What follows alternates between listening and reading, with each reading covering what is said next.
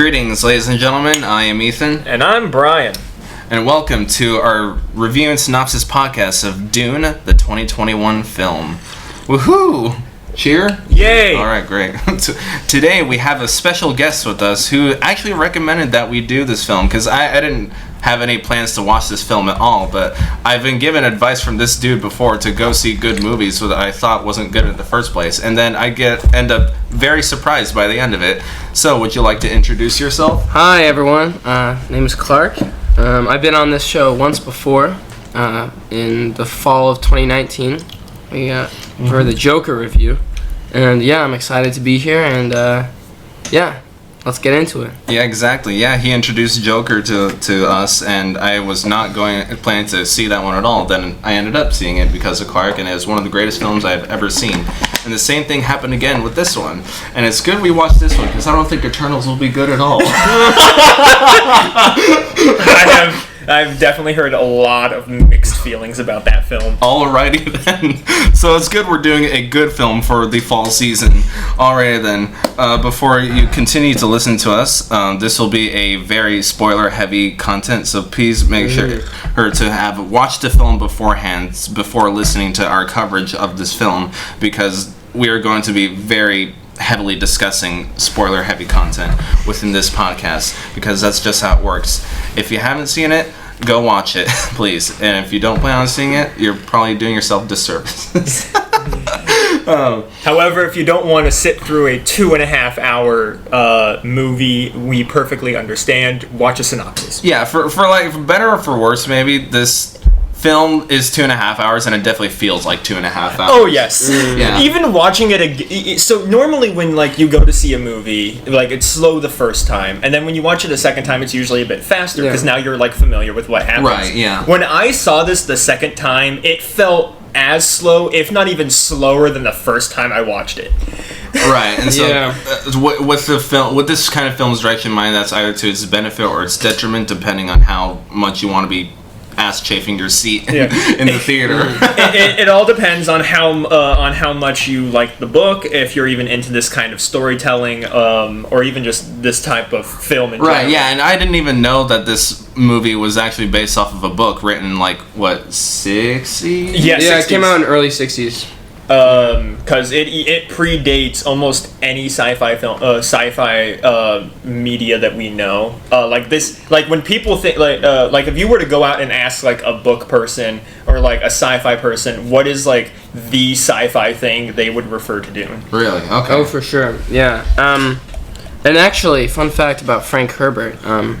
The author? The author, that's right. He's from the Pacific Northwest, and he actually, there's a Oregon natural area that actually inspired his creation of Dune, and that's the Oregon Dunes. I forget, it's a national monument or maybe not a national monument, natural area or something like that, but it's outside of Florence, Oregon, on the coast, and it is really, really cool. Did not know that. Yeah. Yeah, wow. Yeah, with that said, this is also our very first movie adaptation of a book. So just so the audience here knows, we've never read the book personally. No. I don't think we have at all. I tried. I got 50 pages in and got lost. I see. All right, and maybe you can elaborate that more into detail. But yeah, neither of us have not read the book. So if you're looking for book and movie comparisons, you will not find that here. No. Alrighty then, so with that said, please make sure to like and subscribe so you can keep up to date with all of our movie review and synopsis podcasts. Gotta work with that algorithm. Exactly. What's an algorithm? Alrighty then, so let us begin with just a one-sentence summary of what we thought of the film, then we'll go scene by scene, as we always do. Who wants to go first? You may go first. I may go first. Alrighty. If I had to describe this film in one sentence, I would say European opera in space. just European space opera. Right. Clark? I would say incredible density, incredible world building. Probably the most beautiful science fiction movie I've ever seen. Visually, that is. Yeah. Yeah, I have to say it's a very different direction for sci-fi movies generally, because this is not like a fast-paced, action-oriented kind of like go from here to here, happy, joyful thing. It is very deep and dense aesthetically and directionally and just mood overall, because this is a very set audience I believe this film is trying to attract. Yeah. To actually go off of that, one of the I can't remember if it's an actress from this one or an actress from the original movie, but there was one actress who was in a Dune movie who said that when she was asked to describe Dune in a sentence, she said Star Wars for adults. I very much have to agree with. Right. Seeing as like I remember the night we saw that, we made like a 1,000 Star Wars comparison. That our entire conversation, like our entire first thoughts conversation on this after the movie was just like 90%. This was like Star Wars in this way, even though this predates Star Wars. Right. Yeah. So it's funny. It's funny like that. Mm-hmm. Alrighty then. So let us begin our scene-by-scene synopsis of how did this movie start off? This movie starts off with a little bit of backstory given to us by Zendaya's Fremen character. I don't remember if we ever actually got a name for her. Her name is like Shawnee. Yeah, Chani. Not really like elaborated in this film. Yeah, you know? no, that is definitely going to be something that they are going to explore more in the sequel. Mm-hmm. In this, she's kind of like, in one word, she's kind of like our narrator, I guess you would say. Yeah. And so in the very beginning of this film is roughly about a minute, 2 minute monologue done by her explaining the backstory of her home planet of Arrakis, aka Dune, and saying why it's important, how the sands of Dune mixed in there is a precious mineral? Would you say mineral? Drug kind of? Like commodity. The term spice is not the first time I've heard it in the sci-fi setting. Whenever I've heard spice in sci-fi fiction here, it's basically just a euphemism for drug. Yeah. Yeah. It's also called melange.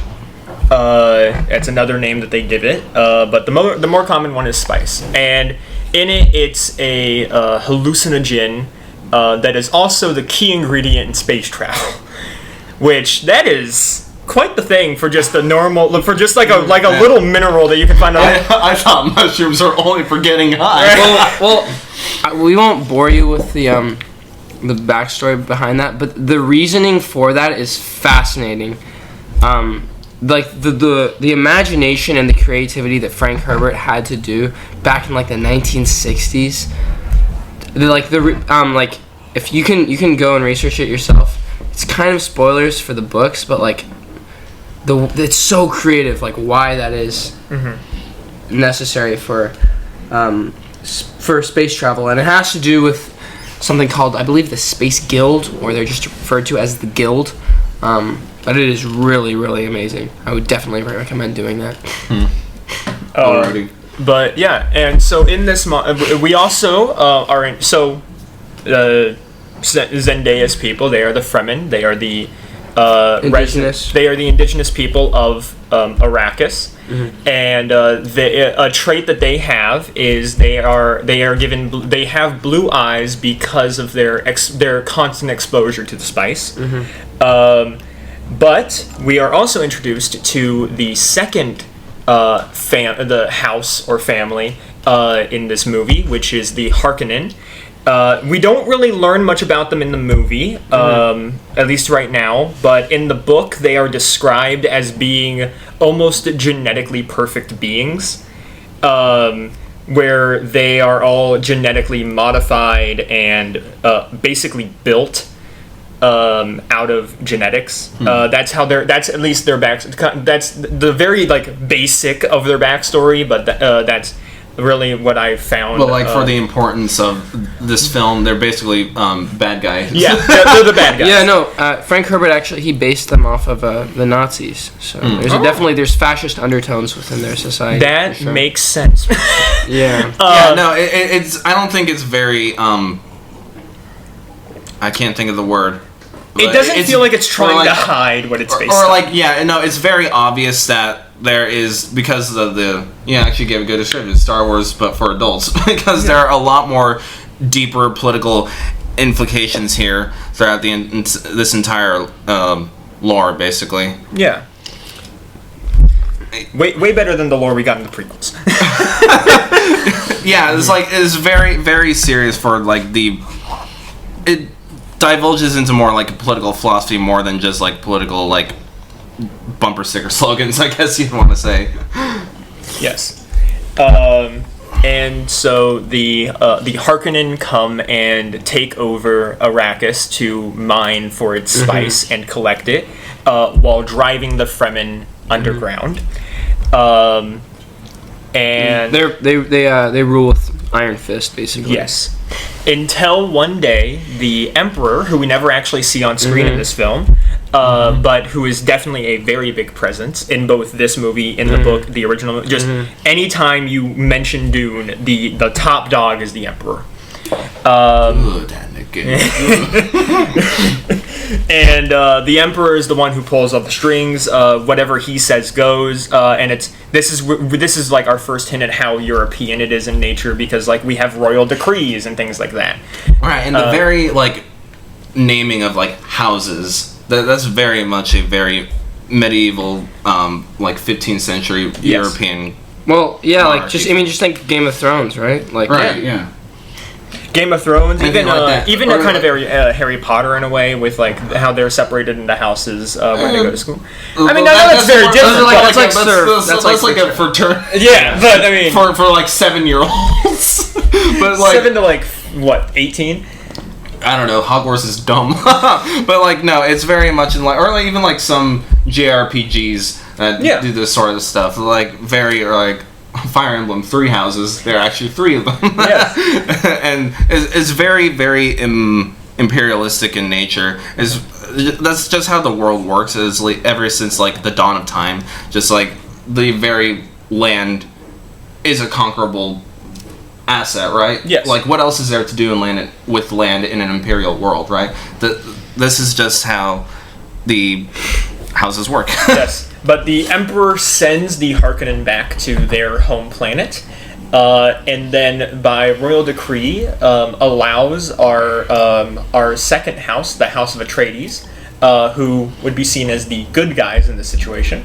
They are sent by They are given control over the planet of Arrakis by royal decree, much to Dave Bautista's dismay. I can't remember his character's name, but yeah, there are like a lot of celebrity faces. Yes. And it's like almost every other face is recognizable from some other media. Yeah, no, in recent years. this movie is littered with and really accomplished actors. Something that we mentioned after seeing this was that was probably very much intentional.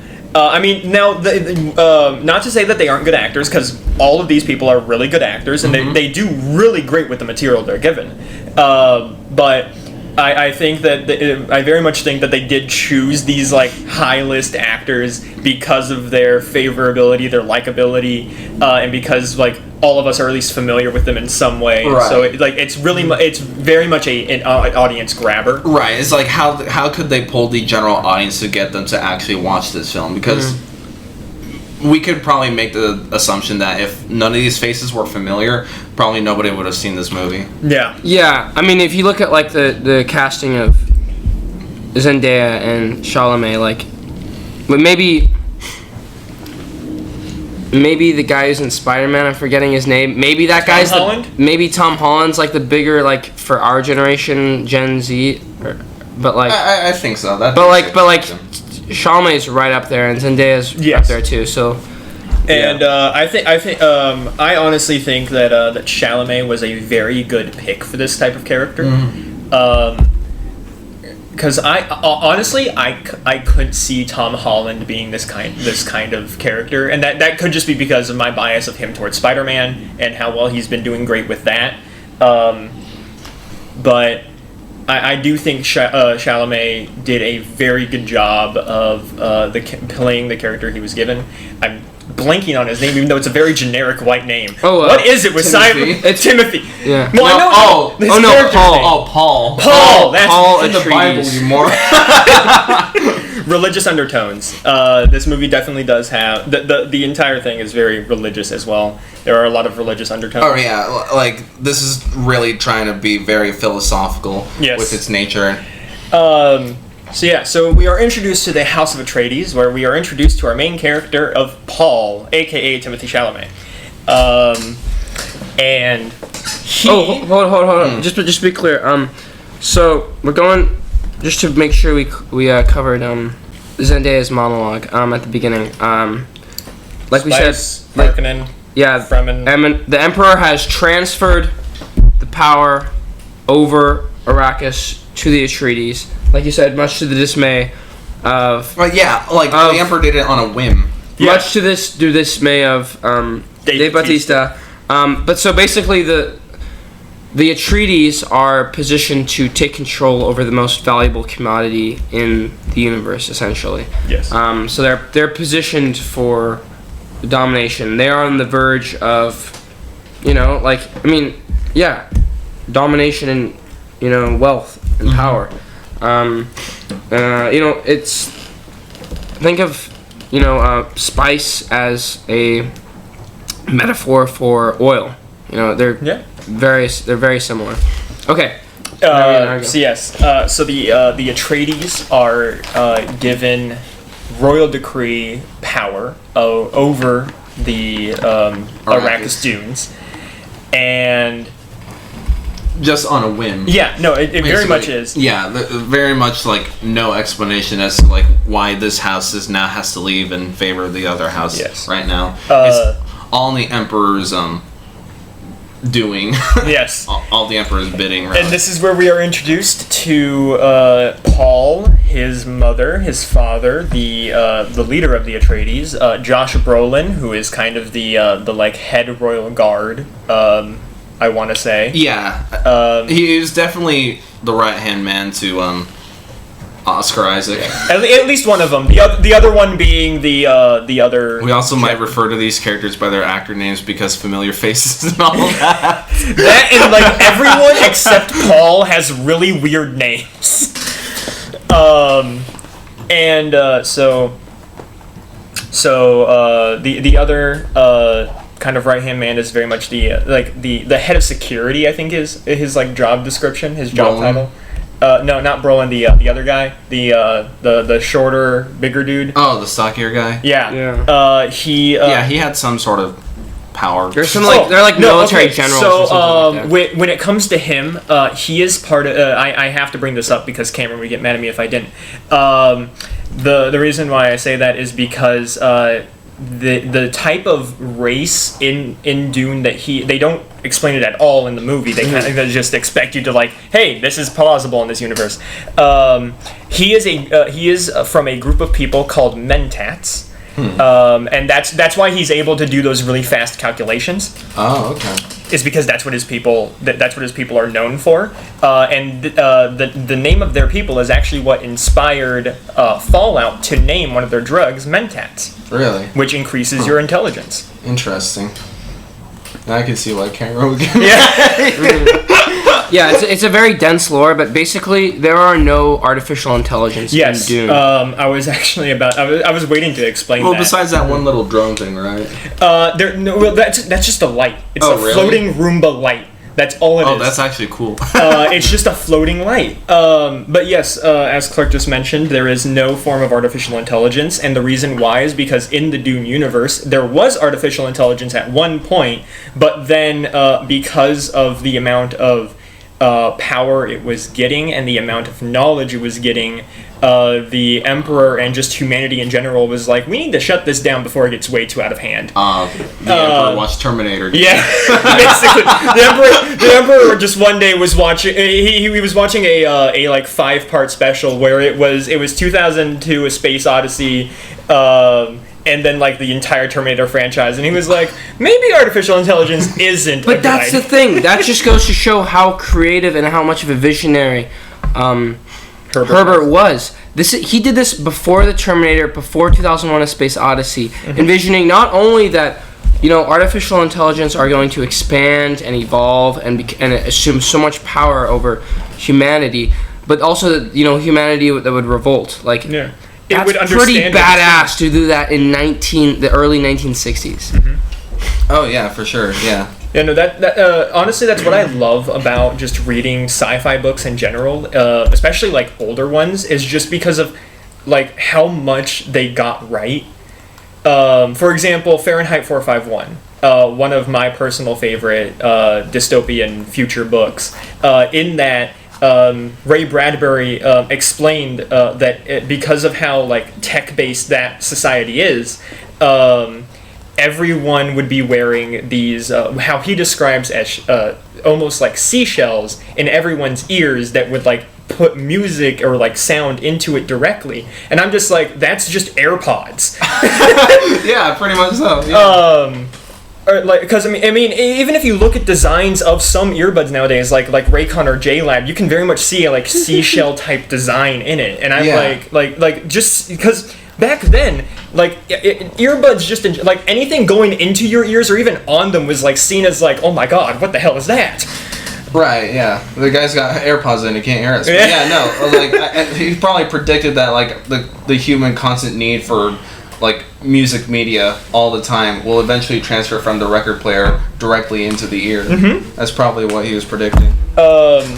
And so, like, it's that kind of like creativity is very like fascinating to me, and that's why I really like sci-fi, just as in genre. Like the very like 40s and 50s, even 30s, like sci-fi books weren't so much trying to predict the like how technology would evolve per se. It was trying to more signify how human nature would kind of progress over time, I guess.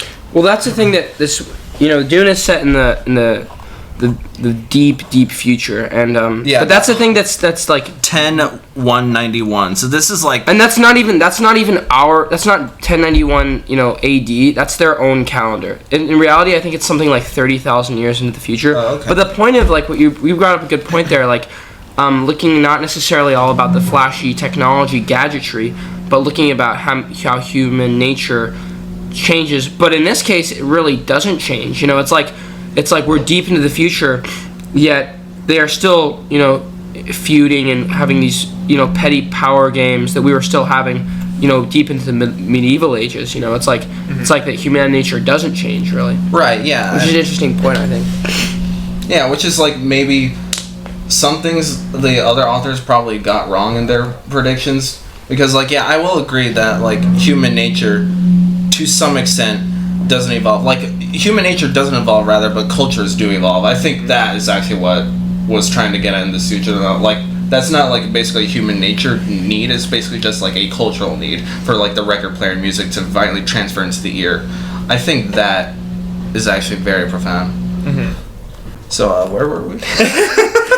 So Atreides is given power to Arrakis, and this is actually where we get this segment of the film is it's right there in the House of Atreides, where we see kind of their daily routine, their daily life, the tech that they use, and things like that. We're introduced to Paul's Timothée Chalamet's best friend, Jason Momoa. Well, the first scene we get right is Paul at breakfast. Yes. Yeah. Right before they are given power to Arrakis, we do have a short scene with Paul and his mother, where his mother asks him like if he's having dreams again, and he's like, "No, Mom, I'm a teenager. Let me be emo." Like, and so. But this is when we're introduced to his mother's type of people, the Bene Gesserit, who are kind of like the oracles of this world, or like the fortune tellers. Like their ability is that they are able to, like, depending on how well trained they are in their abilities, they are able to see events happen. And now in the film, they mainly just dive into the fact that Paul and other Bene Gesserit can see into the future. But in the book, it actually explains that not only can they see the future, but they can also see the present and the past. and so Paul's exploration of his powers in the book was very much more just, hey, I can see the future, but I also see the past, and like these things happened. Can we like fix this in any way, shape, or form? And they're like, no, that's the past. Like, what do you expect? I am the Watcher. I do not intervene.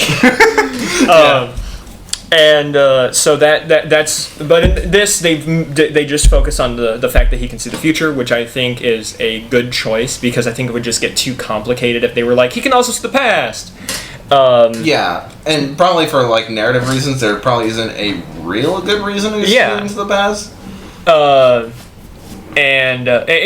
reason why the past is important to the book is because the book takes place over different like points in time. Oh, okay. While this just focuses on like the present time in the book. Just like real time, 2 hours 30 minutes. Yeah. Okay. And so.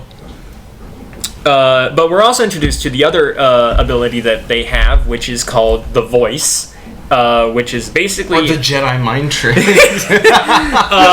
could see it as the inspiration for that. Star Wars comparison number 1. Very much so. Just have a Star Wars counter. Exactly. But really, we should have apply a Dune counter to Star Wars, right? No. Yes, because Star Wars is borrowing from Dune, right? Right. So we can't play the whole copycat card for Dune. The voice is something that the Bene Gesserit can do to control people unwillingly, just by the power of their voice. But it's not just something they can do on a whim. They have to have the right pitch, the right sound, the right it's almost like playing an instrument of sorts. Everything has to be perfect for what you're doing.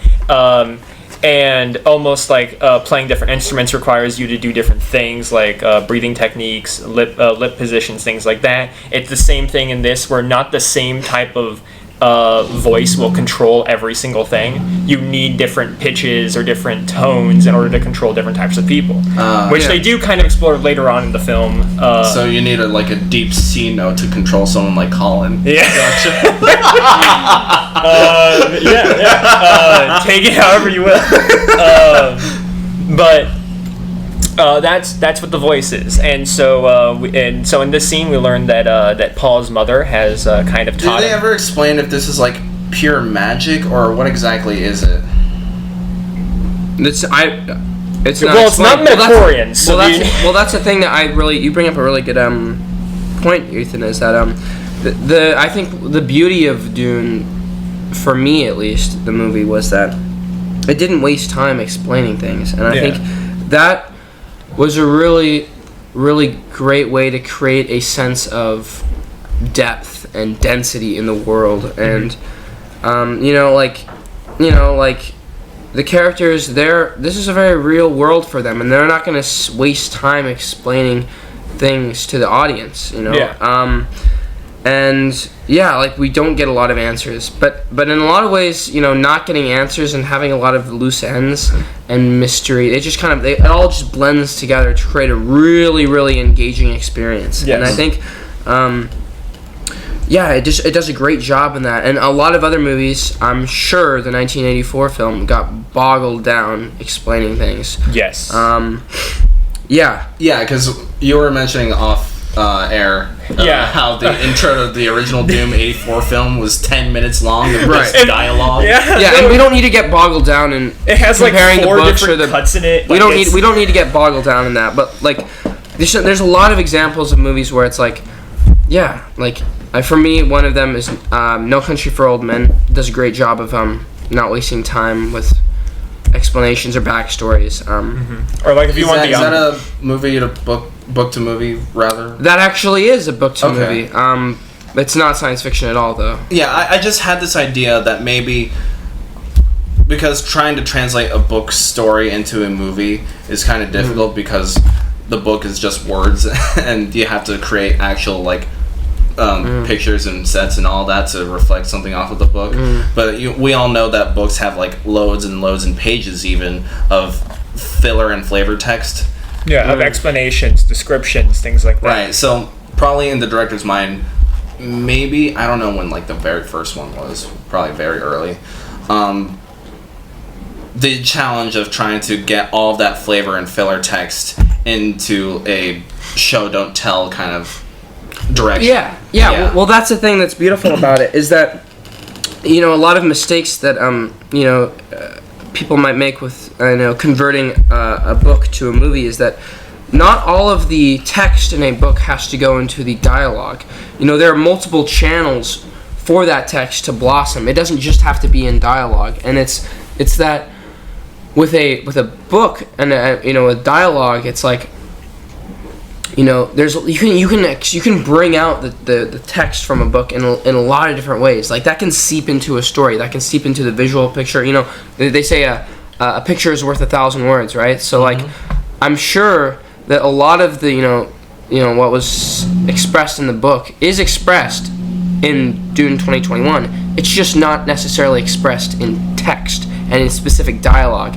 It comes out in texture, in color, right, in mood, and that's one thing I want to say that what Ethan was getting at, like with the mood for the transition of power from the Harkonnens to the Atreides. Yeah, I got that right. Okay. Is that something feels off about it, right? It doesn't feel like a great ascension. It doesn't feel like the end of Episode 4 for Star Wars. It doesn't feel like royal. It feels there's something off about it. Something seems a little too good to be true. Right. Yeah. The thing is, the Emperor made that decision on a whim. It wasn't any big conquering battle or any of that stuff. It just happened like that. Yeah.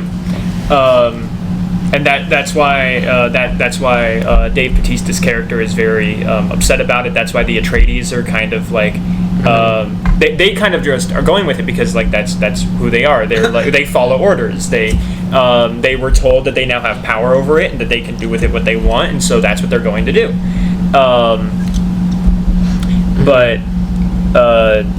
Yeah. So, anyways, where were we? Okay, so. We've covered the Bene Gesserit, and the important thing to know with them is that they are like a. Can you scroll back up? Sorry. Thank you. Okay, it's fine. They are a very exclusive sisterhood. They're like witches basically, right? And they're basically part of their prophecy, to my understanding, is that they are trying to create a messiah, a super being, if you will. Something called the Kwisatz Haderach. And Lady Jessica, Paul's mom, did something that was pretty bold in that she bred a male. Yes. And that ruffled a lot of feathers in the Bene Gesserit community. Yes. And so, as the Atreides are preparing to leave their home planet of Caladan, Paul gets visited by some Bene Gesserit. Specifically the top three. The leader of the three when they show up to Caladan, and the one who puts Paul through his trial. She is the head leader of the Bene Gesserit. She is basically if there was a hierarchy of Bene Gesserit, she's the Emperor's main fortune teller. Okay. She if the Emperor wants to know something about the future, she's the one he goes to. That's very much who she is. So the Bene Gesserit have connections with the Emperor? Oh yes, okay. They have connections with every single house. That's why later on we see her conversing with the Baron about plans. That's why and talking about the prophecy and how she doesn't want them to hurt Paul and his mother, but anyone else they can do what they want. Okay. And things like that is because she has ties to everything. But yes, so Paul and Lady Jessica are confronted by her, and she puts Paul through a trial. I don't remember what it's called. It's The box. Yeah, the box.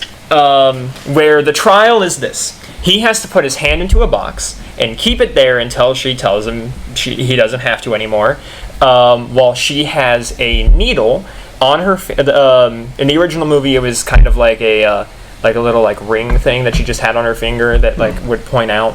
Not really like a ring, but something that would just like cover her finger. Do you know what I'm talking about? Yeah. Yeah. So it's kind of Fingernail. like but in this she just like holds like basically like a sewing Very needle. thin needle. Yeah. And on it is a poison that will kill him instantly if he removes his hand from the box before she lets him.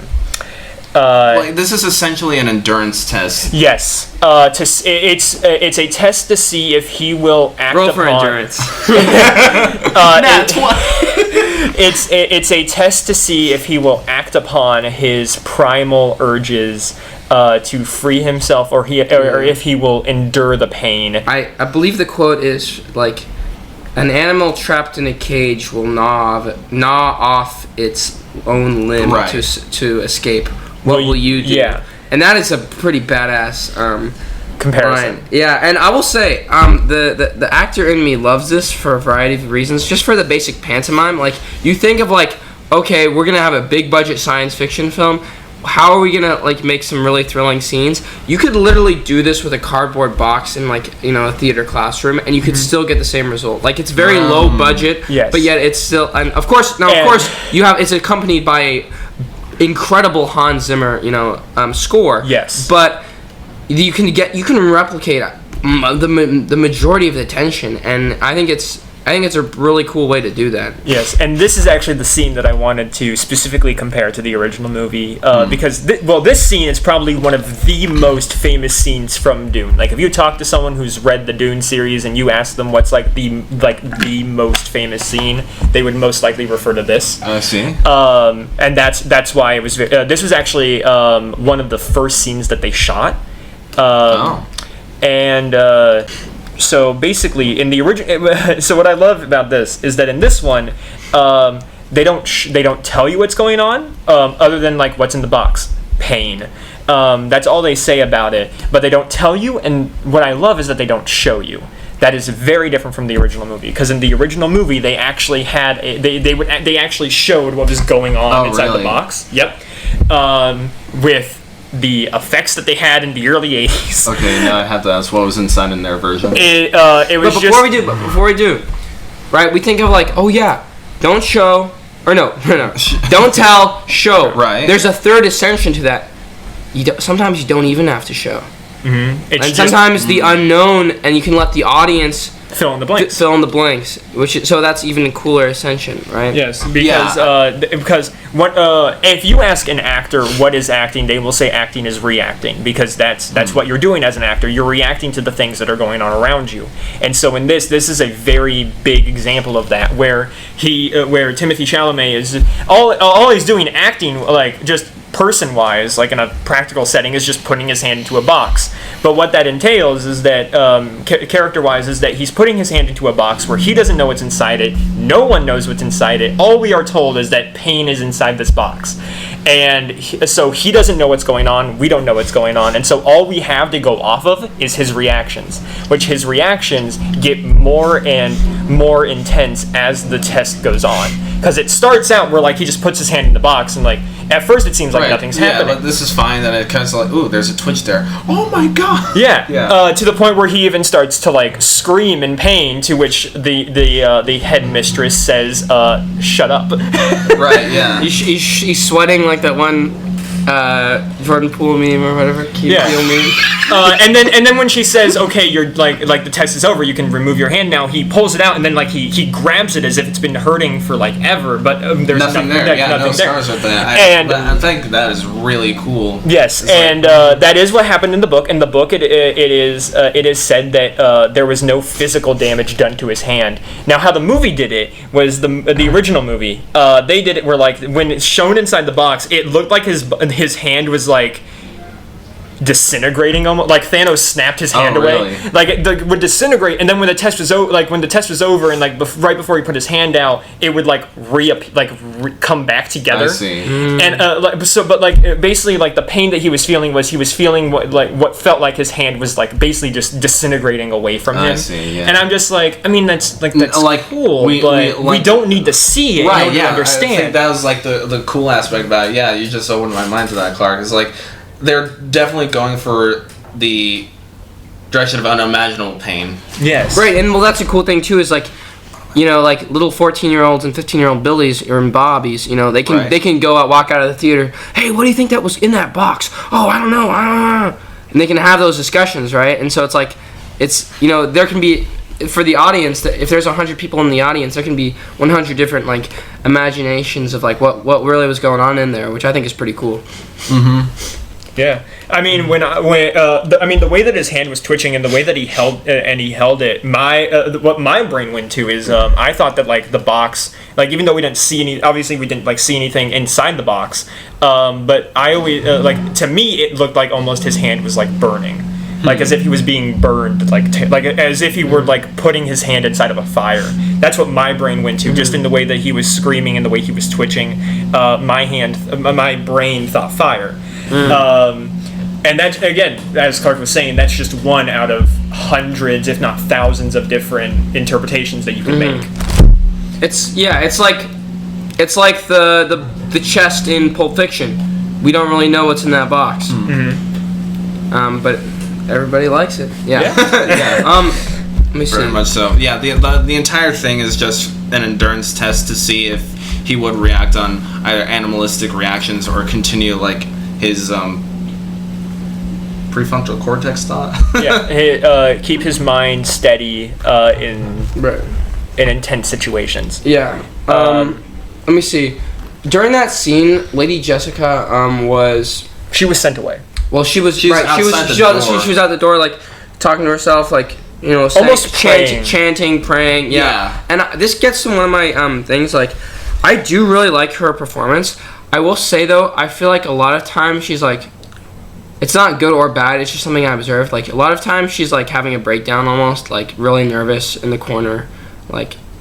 Mm-hmm. Kind of worried. I do feel like that was intentional, because I feel like Lady Jessica is very much a paranoid type of person, because because basically, as we're told by like the headmistress of the Bene Gesserit to her in the scene with the box, is that we're told that like she was basically the Bene Gesserit are basically not allowed to have sons, but Lady Jessica disobeyed that because she believes that her son could potentially be the Messiah, could be the one that's supposed to like bring balance to the Force, and so I feel like she would be a paranoid type of person, because she would constantly have that. Have that fear that what if she was wrong, and what if her son isn't the Messiah, and her son very well could have just died in that sequence, right? Or what if her son isn't able to take it, to control his powers, to even accept it, right? Yeah, which is something I've noticed, because that scene outside where Lady Jessica is right outside the door and she's frantically praying, I couldn't understand every word that she was saying, but that probably wasn't the point. That's not the first time that she does that, and also Paul does it very late into the movie as well. He does the same exact thing. So there's a recollection that mother like son, there's something like that as well. Yes, and their relationship, I very much liked their relationship in this movie. And how they those two probably have the most character interaction out of any of them, especially when it comes to him and his father, which I feel like in a royal household where there is a father and a mother present, I feel like that would make sense, because the father, or at least whoever the leader is, would probably have a lot of royal duties to attend to, right? And so because his father is the head of the House of Atreides, his father is probably a majority of the time busy doing something, and so Paul would most likely have only would have more time with his mother than his father. Let me see. Going off of that, the relationship between Paul and Oscar Isaac right there. I didn't feel like it was a bad one at all. No, I'm not saying that it's bad. I like it actually. I'd say there's I'd say there's maybe 1, 2, 3 more scenes that I really like to talk about once that are still on Caladan. Okay. And then maybe we could take 2 and then resume on Arrakis. Arrakis. Okay. Does that sound good? That sounds good. Okay. There's just one little like very small moment I want to talk about when they're on Caladan. But that's when that's like right before they leave. Where I was going with that, like the relationship between Paul and his father. I'm glad they didn't do like the stereotypical like they don't get along. Stereotypical dad or king thing, however you want to put it. It's like they don't get along. Yeah, dad. They didn't do the typical daddy issues thing, which I'm really glad they didn't do. It's actually like refreshing to see not only a king but a father actually care about his son. Yeah, I think that's one of the cool things. Yeah, there was that meeting they had with in the cemetery on the cliffside. Mm-hmm. Yes. Yeah. Which I like that. So one like something that will always get me, or that has always gotten me when it comes to movies, is strong father figures. But I do like that scene mainly because like the line that really got me from that scene was no matter what happens, his father tells him, no matter what happens, you will be what I always wanted you to be, a son.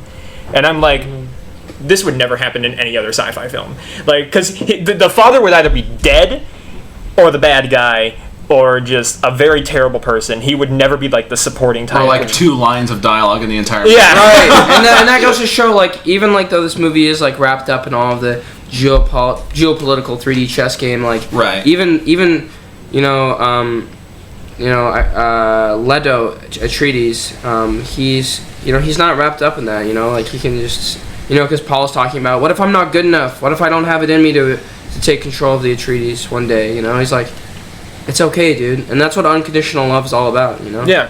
And now one of the one line that stuck with me, mainly because it was like the main line from the trailer, was a leader is never born, but is called.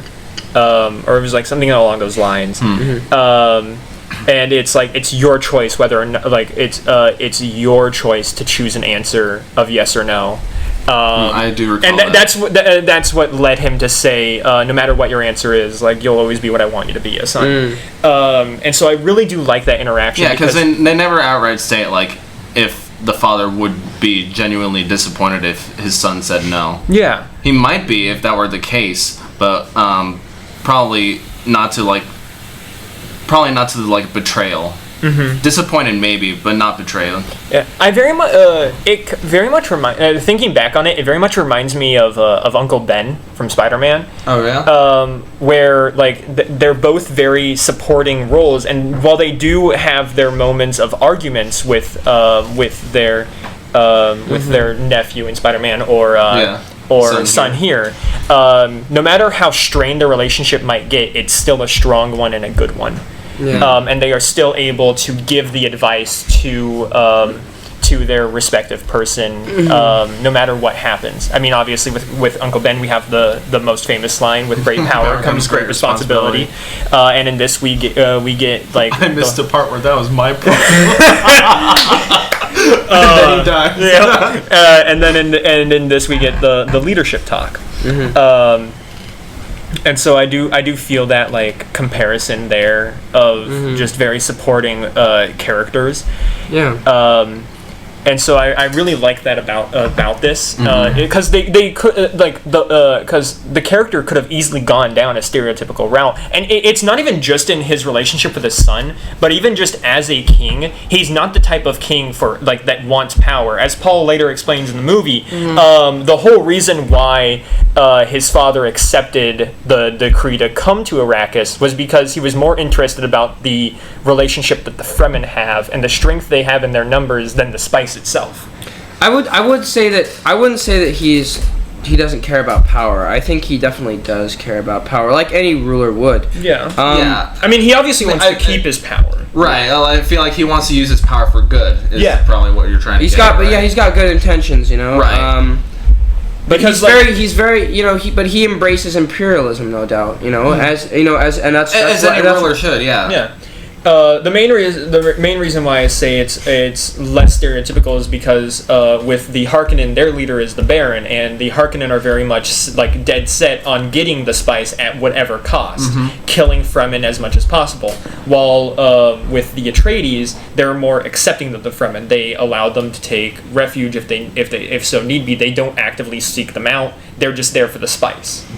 Right, like the two, not houses, but like the two factions, like trying to cooperate with one another, and that's what Oscar Isaac is trying to do here. Yeah, I mean when we go to Arrakis and we learn about the Judge of the Change, or like whatever her title is, we learn that she is Fremen, or at least accepted by Fremen. Right. Well, I'll say this. I think going back to some of the male characters in Paul's upbringing, another one I think is Duncan Idaho, and this is something I generally feel with the entire movie. Like, while it did feel slow and a little bit long at times, I also wanted more. I wanted, like, we were talking earlier about like like how we didn't get a lot of the backstory in terms of the universe, and like the the history and the politics.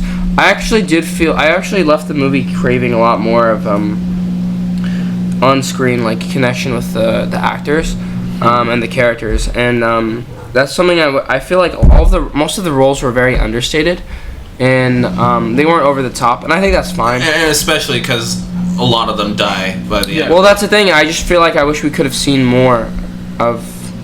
I feel like that's one thing I wish the actors and the characters could have gotten a little bit more time to shine. Yes. Because I really did like the connection between Paul and his father Leto. Also, Paul and Duncan. Yes, and their training scene is one that I really liked. With Paul and Brolin. Yeah. Brolin's character. Yeah. No, that was really good. And so something that I've been meaning to talk about is to go off with like how we have very little like explanation on things that we don't need explanations for. The reason why they did that is because one, they don't need to go into it because it's normal to these people, and two, they just expect us to believe that it's possible in their world, which we do and we go with, even though it's not explained. And something they also do is they give character histories in very small details. For example, Josh Brolin's character. We have a line where he talks about the Harkonnen and how deadly they are and like how they fight during the training scene with Paul. And if you look at his face very closely, there is a very small scar on his face that he has, and that's why he knows how they fight, is because he has fought Harkonnen before. So not only does he just have to say that line, but even if he didn't, like if he just said like Harkonnen are ruthless fighters, and then you saw that scar, you would be like, oh, that's how he knows. Oh, I see. And so he doesn't need to go into like great detail, or we don't even really need to get a flashback. We just know from that scar and the way he describes it that they are like we just have to go off of what he says. Yeah, I can see that. And that's something that I really like. It's like we don't need like consistency. We don't need like every single explanation of little backstories for every single lore fixation that the movie introduces. But also, for some, would have liked more backstory on character interactions, perhaps, because I think what you're getting at, Clark, is like you see Paul and Jason Momoa, Aquaman. They're really friendly. They're like the most happiest character interactions of them, and you would just like more of that, and to understand like basically where this friendship often like led to, right? I don't know. I mean, I like the I think they did a good job of not giving us too much. I just feel, and maybe that's what Denis Villeneuve was going for, was that like to leave us wanting more. And maybe that's what it's all about. You want more time with the people who go. A lot of the characters were killed off. Yeah. And that's what death and loss really are. You always want more time. Yeah. I don't know if that was intentional or not, but like, do you think I just miss seeing them, yeah. Like, do you think you'd be saying that if they weren't killed off at the end? No, because I would have more. I could understand that they'll come back. There's more time for them to come back in the sequel. Mm-hmm. Okay. In part 2. Another scene I wanted to talk about very quickly was just the contrast between the Atreides homeworld of Caladan, or Caladan, yeah, and Arrakis. Like, I think this is what I was going to say. I love how Caladan is so lush and green. It reminds me of like Scandinavia almost. Well, the reason why that is because it was everything that was in all of Caladan was shot in Norway and the very like lush eastern countries, and the reason why is because they wanted it to obviously look real, but they also wanted to look otherworldly. And the reason why that is because Caladan is an oceanic planet. It is like its entire thing is a very coastal planet. Just to lead into what I wanted to say, just because it's very short, is that there is one little like thing that Paul does character-wise that I love, and it's that he puts his hand in the water right before they leave for Arrakis. He puts his hand in the water. That's what I was getting at. Yeah. And the reason why he does that is because he's never gonna see that again. Yeah. Because as soon as they go to Arrakis, there's no water. No, and it's exactly the planet of Arrakis is it's definitively its own character in itself. If the Sahara Desert was an entire planet, that's what Arrakis is. But I love it. I love its texture. I love its mood, and I think it was a great way to stage it and like to build that tension. Rather than just starting off on Arrakis, like that we get that sense of Caladan. It's like. Or like it's building the arrival of Arrakis, if that makes sense. Right, and with Caladan here, we get like a solid 15-20 minutes of Caladan, and then we transition into the Sand Planet. Yeah, like because we're introduced to Arrakis at the very beginning during that opening monologue. Right. But even then we don't see the scale of Arrakis. Right. And I'll say this, that like the Hans Zimmer soundtrack score is amazing. The song that gets me every time, it's called Leaving Caladan. It still gives me chills every time I listen to it. And it's like, because it's like Paul, he's walking, like the bass is like building, and it's like, and then you look up and you see like all these like airships that are like preparing for liftoff, and he's like walking along the shoreline. Oh my gosh, it is just so cool. Yeah, and it's like a building tension, and like that's what I love. It's like I feel like, oh my god, I'm leaving home planet. We are going on this huge adventure. Life is changing forever. Yeah, and there's no going back. It's like they give us. It's a tectonic moment in the film that I just love.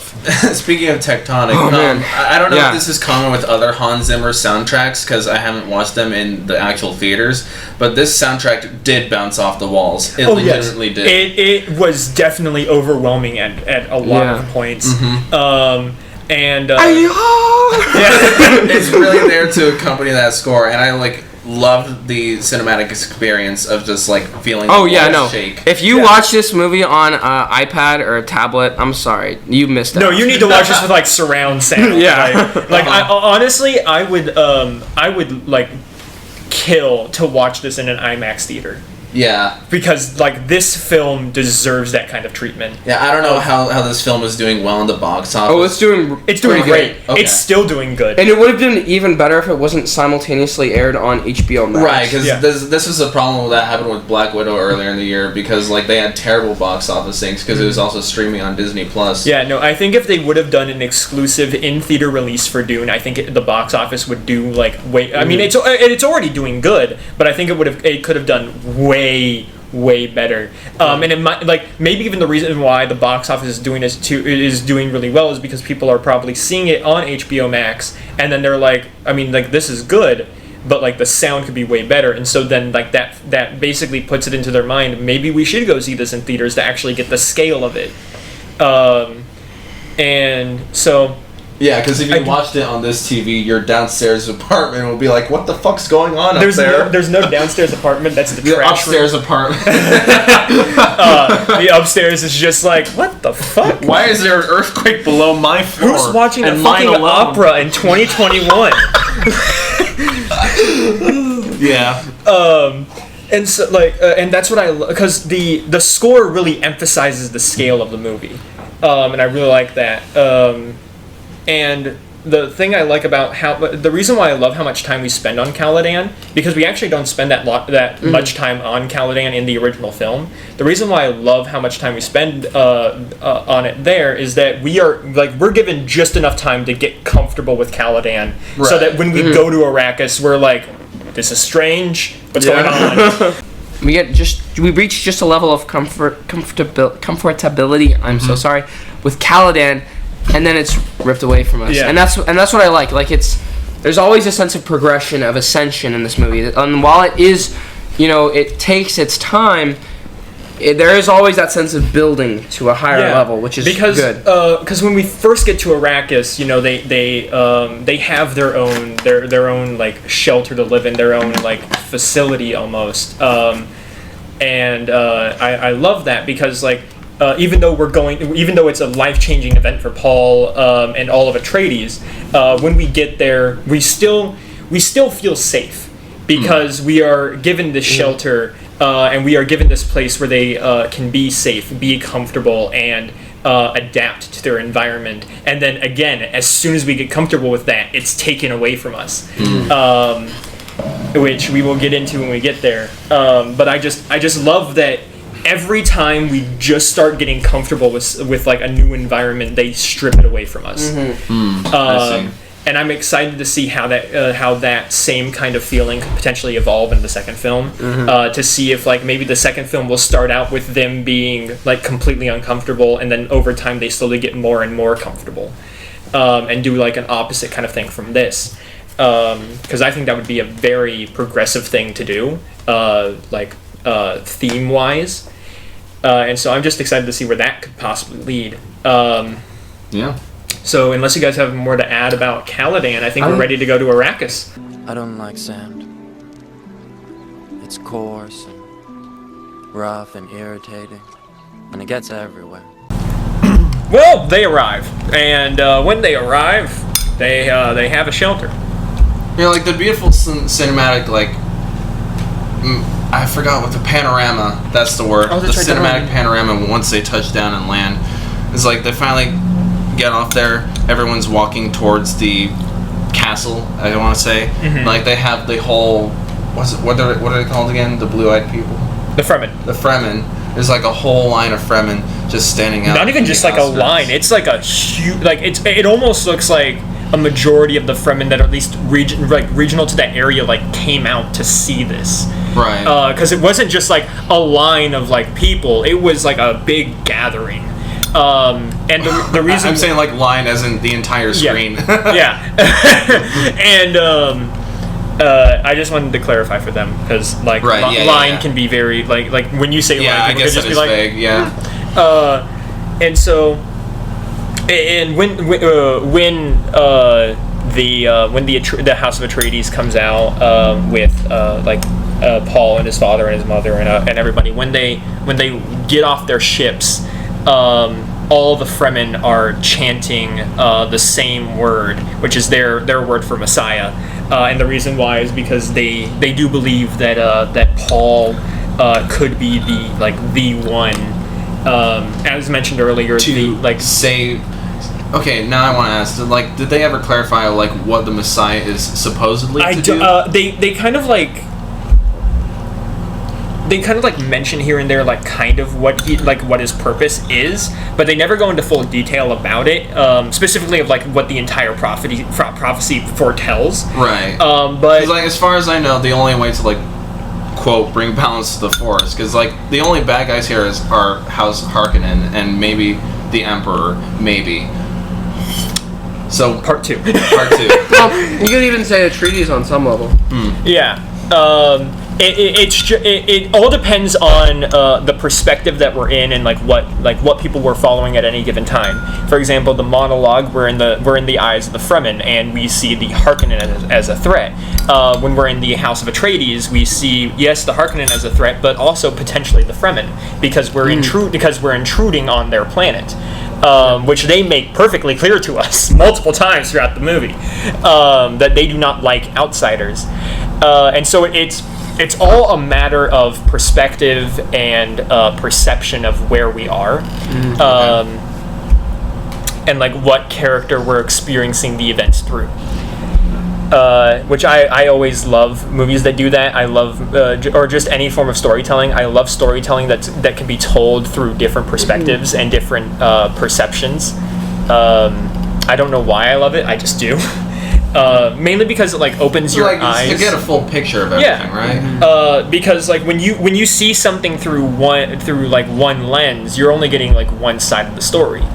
Although you'll agree, though, when like somebody's evil as Dracula says there's no such thing as good or evil, you can call bullshit on that.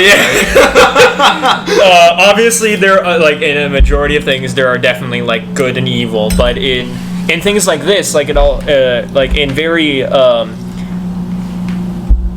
imperialistic settings or stories, there are definitely sides that you can pick and choose.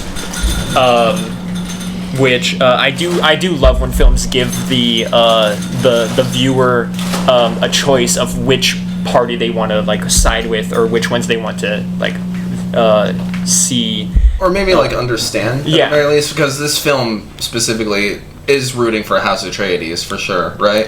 House Atreides and I would say specifically Paul, but when it comes to a set of people, they're definitely rooting more for the Fremen.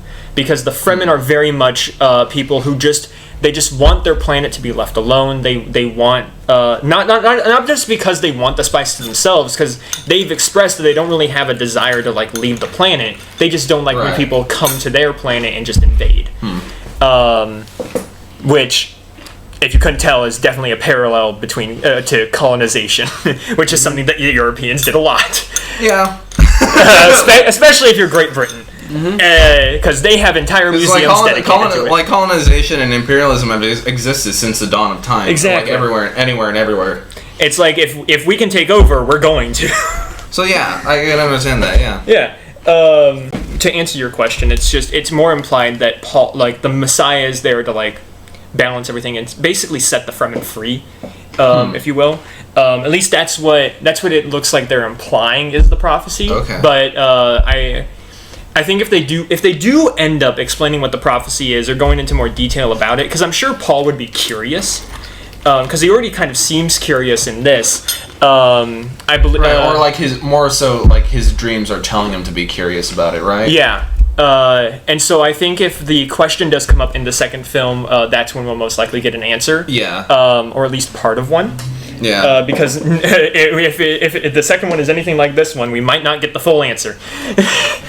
We'll definitely get part of it, but not the full. Alrighty then. So yeah, so they come to their shelter and they start to settle in and get comfortable. And there is one character that we have kind of left out, but does become important very soonish, and that's the doctor.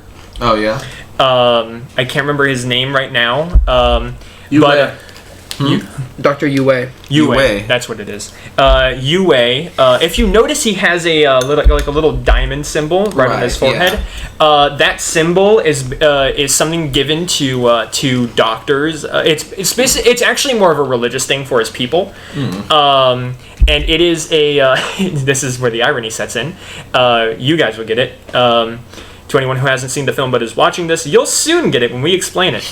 But the symbol is supposed to basically be a physical representation of someone who has taken what we would consider something like the Hippocratic Oath, for example, that doctors take, where they will not put anyone else's lives at stake. They will not sacrifice anybody. They will not hurt anybody willingly, or not even just willingly, but just like under any circumstances. Okay. And so that's where the irony sets in, because you guys know what he does. Oh man. Coming up soon. But yeah. And I think when we get to when the Harkonnen become prominent again is when we should like bring up the Baron scenes, like the small ones.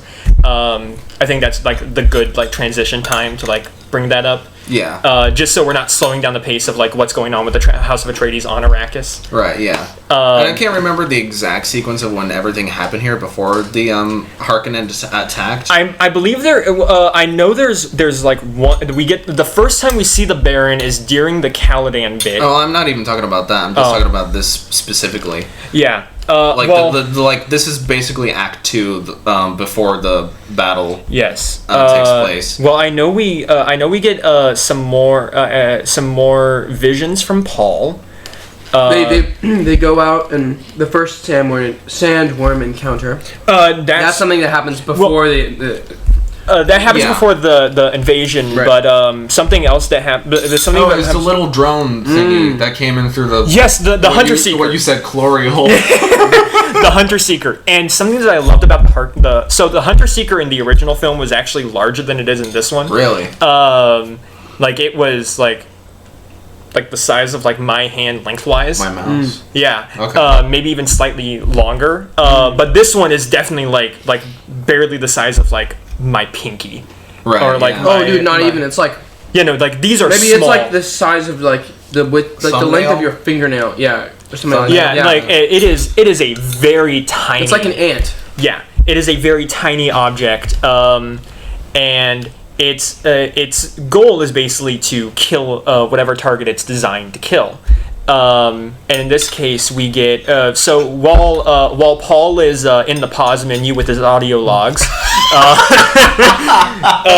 learning about the homeworld of the Arrakis, the Fremen, their characteristics, what they do. This is actually where we first learn about the sand walk that the Fremen do, which is something that which is a irregularly walked pattern, almost like a dance that the Fremen do to not attract sandworms, because sandworms follow vibrations that go against what the dunes already do.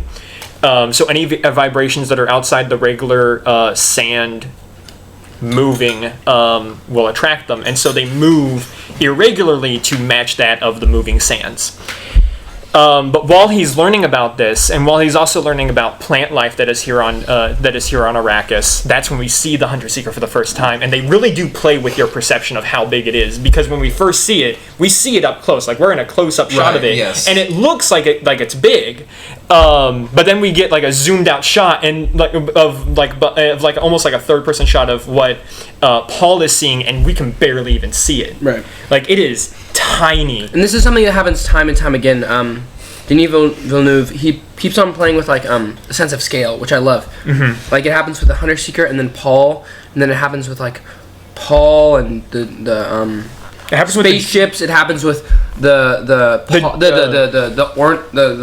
dragonfly helicopter things, which I love. And then it happens with those and like the mining setup, then the mining setup with the worms, and then Paul with the worms. Yeah. I love it. Everything is very much everything is very much well done when it comes to a sense of scale. Like we can see how big these scenes are, how big these environments are. Mm-hmm.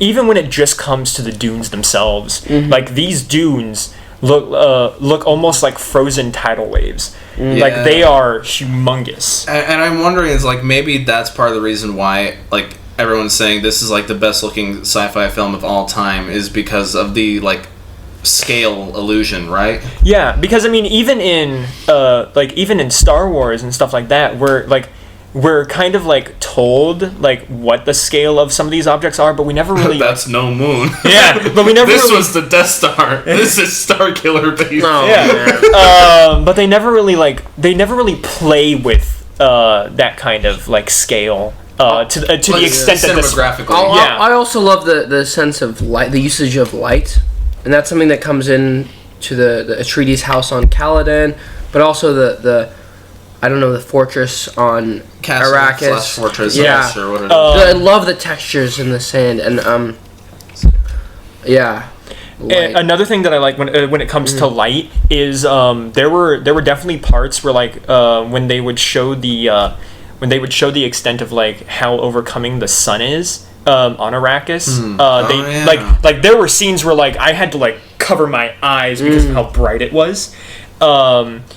The one problem I had with this, when it comes to Arrakis, is I wish we could. I understand that like a majority of the time they are in suits that allow them to stay cool and things like that. And they're the the shelter that they're in is obviously keeping them cool, but I wish that like later on in the film when we see them in more uncomfortable situations, I wish we could have seen like a like drastic change in the sense of heat from the planet. Like even if it would have just been like the subtle heat wave. Rather it be either cinematographically or acting wise. Yeah. Okay. Just to get a sense of like how hot this planet truly is. Yeah, that is kind of a disappointment. Like deserts are naturally hot because of where they are in relation to the equator, right? Yeah. Like a big example is or at least how it works on Earth. A big example is the Sahara Desert. It is very much like I wish we could have just or at least gotten like a little bit of a better understanding of like why it's not like why that like sense of heat doesn't come into play that much. But that's just my take on it and my take from it. Just from a cinematographic point of view, I wish we could have had that expressed to us just a bit more. Yeah, I can see that. That's really honestly like probably the only complaint I have about this film is just the sense of heat. Everything else I love. I really don't see any major problems. I mean, there's probably in everything nothing's perfect. Yeah. No. Like in everything there's flaws, but I still feel like a lot of this film was good. Yeah, for sure. Yeah. Like off the top of my head, I remember coming out of the theater. It's like I don't think anything was really bad with it. Yeah. You would really have to focus in order to find maybe even that. like nitpicky. Oh yeah, I remember nitpick ahead. Like the subtitles for like the other languages are second late. Yeah. That was like the one nitpick I had, but that really doesn't mean anything. No, it doesn't. And that's what I love because the stuff that is wrong with this film are very minute things that you can just easily just be like, who cares? Like, yeah, just get into like the small detail. Like you could say, like on this tablecloth, like the egg is like unrealistically round. Yeah, and so that's really like the only major complaint I have about this film. Is just the sense of heat. But when it comes to everything else about Arrakis, I think everything was portrayed and expressed really well. Like the brightness of it, as I was just saying. Of like the sun and just in general. Yeah, and like even like the aesthetics and the color palettes as well. Yeah, because like when they're in their shelter, because their shelter is cooler, it's obviously darker because the more light you have, the hotter things get. But when they're as soon as like they step outside or enter outside, it's very bright. Very bright, yeah. And like almost overwhelmingly bright, just because of how prominent that sun is. And I love that like they didn't even really need to, because like in Star Wars, for example, Tatooine is expressed as hot and like very warm because it has two suns. And I love that in this they only needed one sun in order to show how overwhelming it is. If they had two, it would be like a rip off. 3 on the other hand. It's going a bit too far there, Ethan. Where's the heat? You're pushing your luck, Scoob. And so, so continuing on. Yeah. After the assassination attempt? After the assassination attempt of the Hunter Seeker. Great scene. Great scene. Because he like barely gets out of the way of it. Flawless scene. Yeah. It's like almost in slow motion, and then finally by the end of it, it is. Well, one thing we forgot was the Lady Jessica's interviews for the maid. I think that was like right after the Hunter Seeker. No, it was right before. That was right before, because remember what happens if the Hunter Seeker smashes into the wall or something like that, and then the maid opens the door. Oh, that's right. Oh Yeah.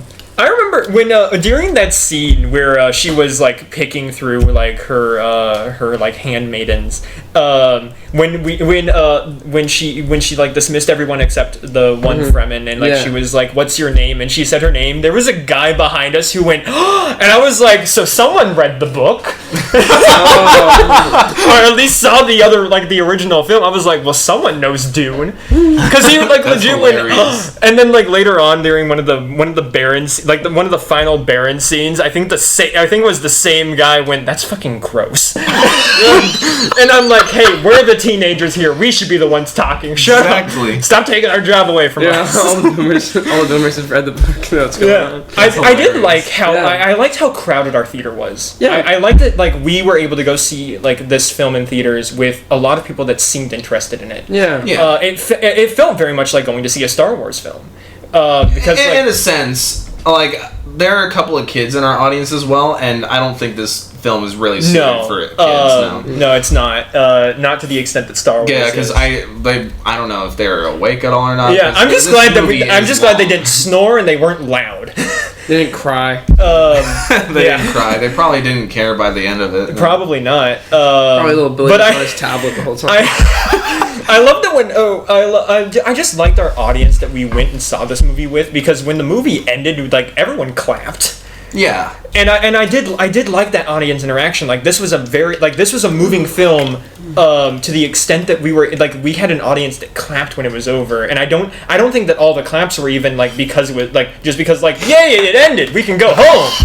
I think the claps were definitely like very much like this genuine. Like this is a good movie. Like this is something clap worthy. This film didn't just entertain their eyes; it also entertained their minds as well. Yeah. I feel like this is what's going on. It's very in that manner. It's very Shakespearean. Because that's what Shakespeare loved to do. Is the way that he wrote was so that it could appeal to everybody and really engage your brain. Like he didn't just specifically write shows for the upper class or anything. He wrote shows for everyone. Right. Yeah. I think it's important though to know, like when we talk about what Dune is all about. It is important to know that this is far from a finished product, and we've only reached probably about, really if we're going off of the director's goals, we've only reached a third of what is to come. Oh yeah, for no, sure. Honestly, like runtime wise, I think we're only at about like the hour 15 mark. At most. Yeah, at most, yeah. From what we've covered. I'm just talking about the movie entirety. Yeah, the movie entirety, because like this is definitely feels like a part and it's one. a good thing that title sequence at the very beginning labeled it as part 1. Yes. Just so we won't be disappointed when it ends. Or like shocked or confused or what have you by the end when it left off at a cliffhanger. Unlike it, where it was like end of chapter 1 at the end credits and everyone's like, what the fuck? Really? Yeah. I did not know that. When chapter 1 came out, it never said chapter 1 in any of its advertising or even its title screen. It only said end of chapter 1 when the movie finished. That is kind of crappy. And then chapter 2 was like, hey, we're here now. But with Dune, there was no hint of it being a part 1 in its advertising, but then when you sit down and watch the film and the title card shows, it does say part 1. Yeah, that detail is important. It is. Yeah. So I don't have the best eyes, and I didn't bring my glasses to the movie. And so when the title card came up, I saw that there was like a subtitle underneath it, but I couldn't like completely make out what it was. I just saw Dune, but I was like, does that say part 1? Like I was like, is that what that's saying? Like what's underneath? And I didn't want to ask anybody, so I just went with it. And then when the movie ended and it felt like a cliffhanger, I was like, oh, so it was a part 1. Okay. Yeah, for sure. Yeah, but that's good. And yeah, it definitely revels in the fact that it's a part 1. Oh yeah, for sure. I definitely made the comparisons more to Lord of the Rings in the sense that it was basically going to be, because Lord of the Rings is all 3 films are like shot at the same time, one right after the other. Yeah, I would say like the first one came out in 2001. I bet that was filmed in '99. Yeah, it was the same thing with Infinity War and Endgame, because I'm pretty sure those were filmed like right after each other. Yeah. That makes sense. Yeah, because year after apart, another, what have you. But yeah, I think this is going for the same appeal as well. And seeing like this is rumored to be a trilogy. We're at least getting a part 2 to this film. Depending on how part 2 does, the studio might allow the director to go with his full dream of making it a trilogy, with the 3rd film being based on the 2nd book. But as of right now, it is just confirmed that we are going to have a part 1 and a part 2. But yeah, I definitely feel like to cover the vast entirety of how deep and dense and philosophical Dune is, it's going to need more than one film. Yes. Now might be a good time to talk about some of the Harkonnens and the Sardaukar. Sure. Okay. Yeah. So I want to say just Baron Harkonnen, I love. I love I know. I love to hate Baron Harkonnen. He is so gross and fat and mean and ugly.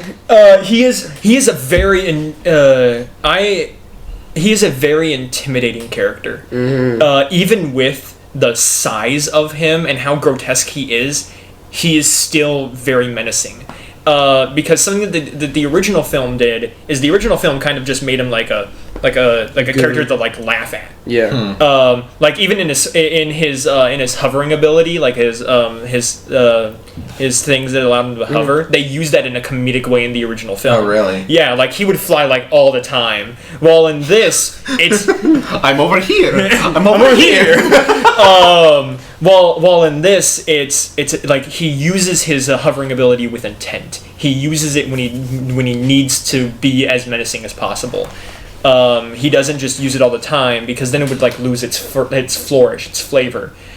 He uses it when he needs to. Yeah. Which I love. I think that is part of the big menace that came from it once he became absolutely tall. Yeah. Yeah. Well, that especially since because he has that long robe on, you never get a full scale of how tall he could be. I thought that was a tail. I didn't think that was like a hovering mechanic. Right? Oh no, yeah, that's the thing. Is that to my understanding, is like I don't know if he has legs or what, but like he's basically in a floating chair, and then there's robes that cover that up. Yeah. And I don't even think it's a chair. The like robotic implant that's in his spine is what allows him to float. Because every time he floats, you like hear it activate. Which the sound design for that implant was amazing. Like I loved the like crackling sounds that it make when it activated, almost as if it was like literally like interacting with his spine. Right. Yeah. Doc Ock. Yeah. and I say David Dastmalchian, his character is basically like the equivalent. He's in Mentat as well. Yes. Just like the Atreides Thufir Hawat one.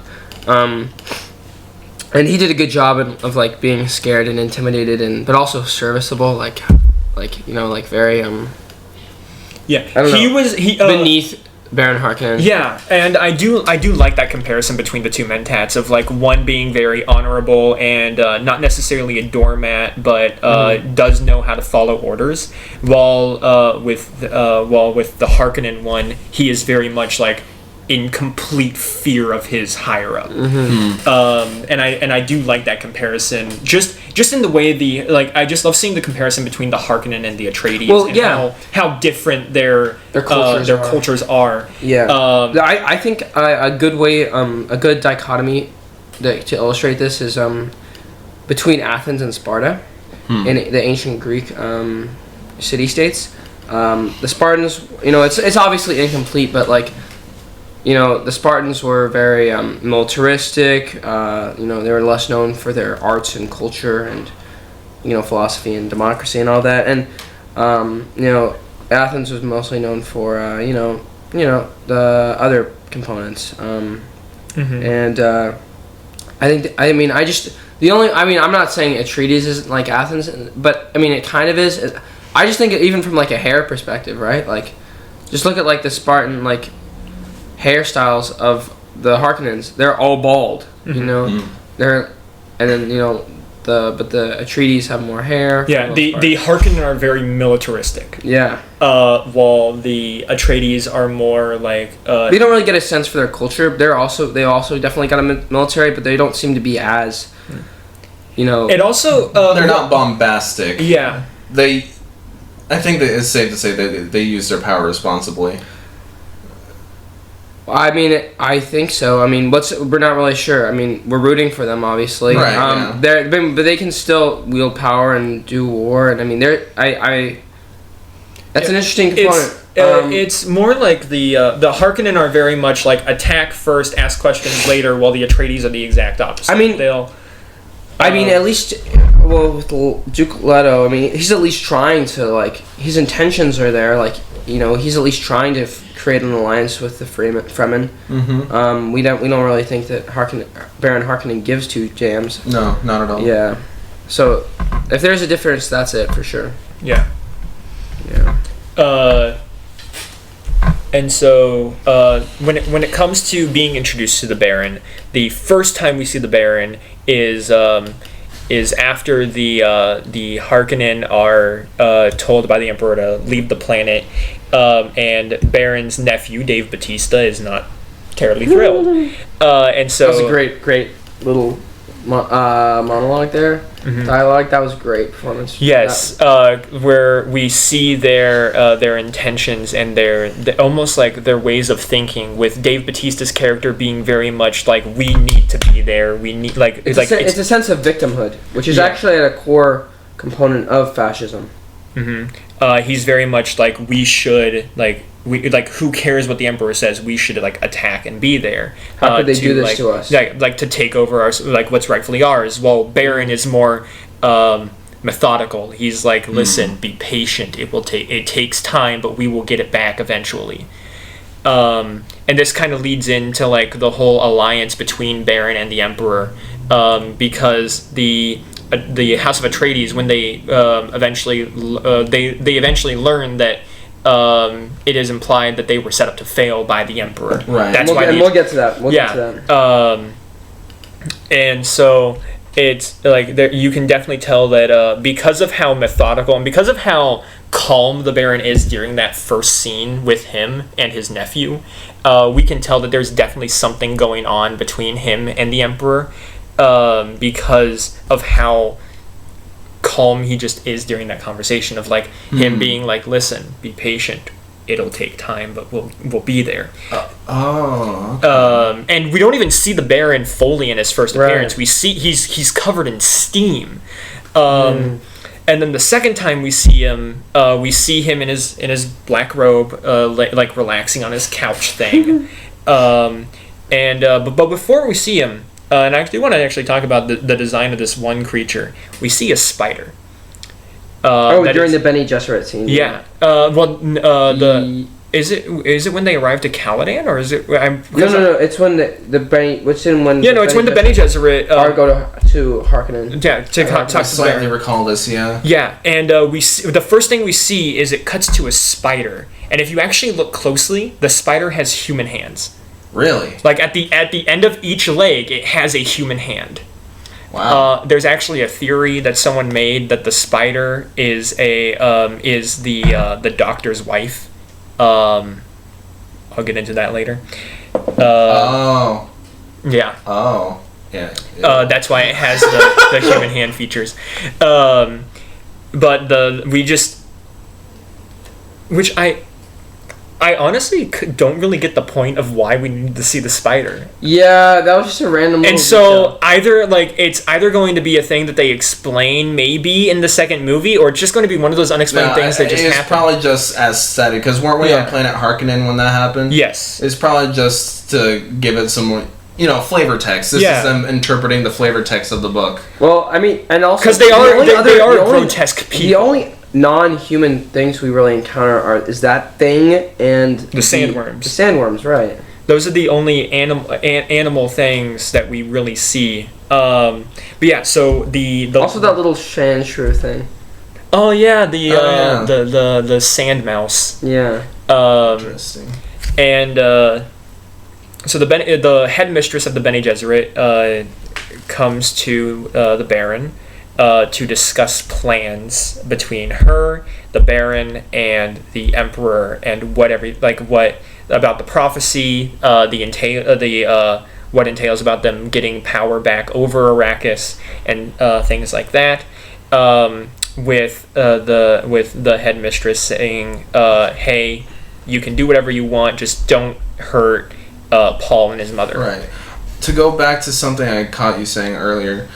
Because you said when Harkonnen was first leaving Araxis at the beginning of the movie, you were saying the Baron was calm and very mild-mannered about it, and while Dave Bautista was like, there's a disconnect between the two in the communication. Are you saying that like this whole scheme by the Emperor to essentially take out House Atreides, that was known by the Baron from the very beginning?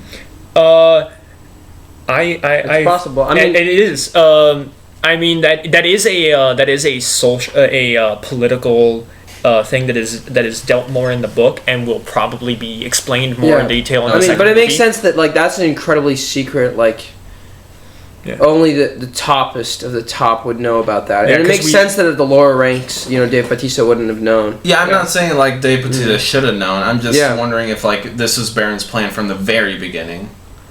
It is very possible. I could go into like their explanation in the book, right? But I don't because I don't want to say too much right now because that would basically be like theorizing what they're going to explore in the second movie, right? Because we don't know at this time what could be explored in the second movie. We just know the second movie is going to finish off the second half of the book, right? Yeah, and probably some of that comes from the fact that the Emperor is not casted in this movie. Yeah, right. The Emperor is a shadow character, a phantom character, or either one works. Basically, a phantom character is like a character who's referenced in the script multiple times, but it's never actually casted. Mm-hmm. Mm-hmm. So I actually do like that the Emperor is a phantom character, so you can have all the strings being pulled and all of that. Yeah, but we never actually see the puppet master. No, another thing though that comes up is the Sardaukar. Yes. That scene was also badass. We got the Mongolian throat singing. Do you guys remember that guy? Yeah. I love that scene so much. And that is a badass scene. And if you look at the details, there is some really creepy shit going on in that scene. Okay. Like there's some like mass scale human sacrifice blood drainage thing going on there, which I didn't even realize on the first viewing. Oh yeah, I sort of recall this now. Yeah, holy crap! It's raining and stuff like that, and like I love it's just like it's very intimidating. There's a great there's a lot of backstory here and like for the lore of this, but the Sardaukar are basically the Emperor's imperial soldiers, right? And his private army. They are they basically live on a prison planet, and it's also very harsh, just like Arrakis. It's basically like how Spartans were trained.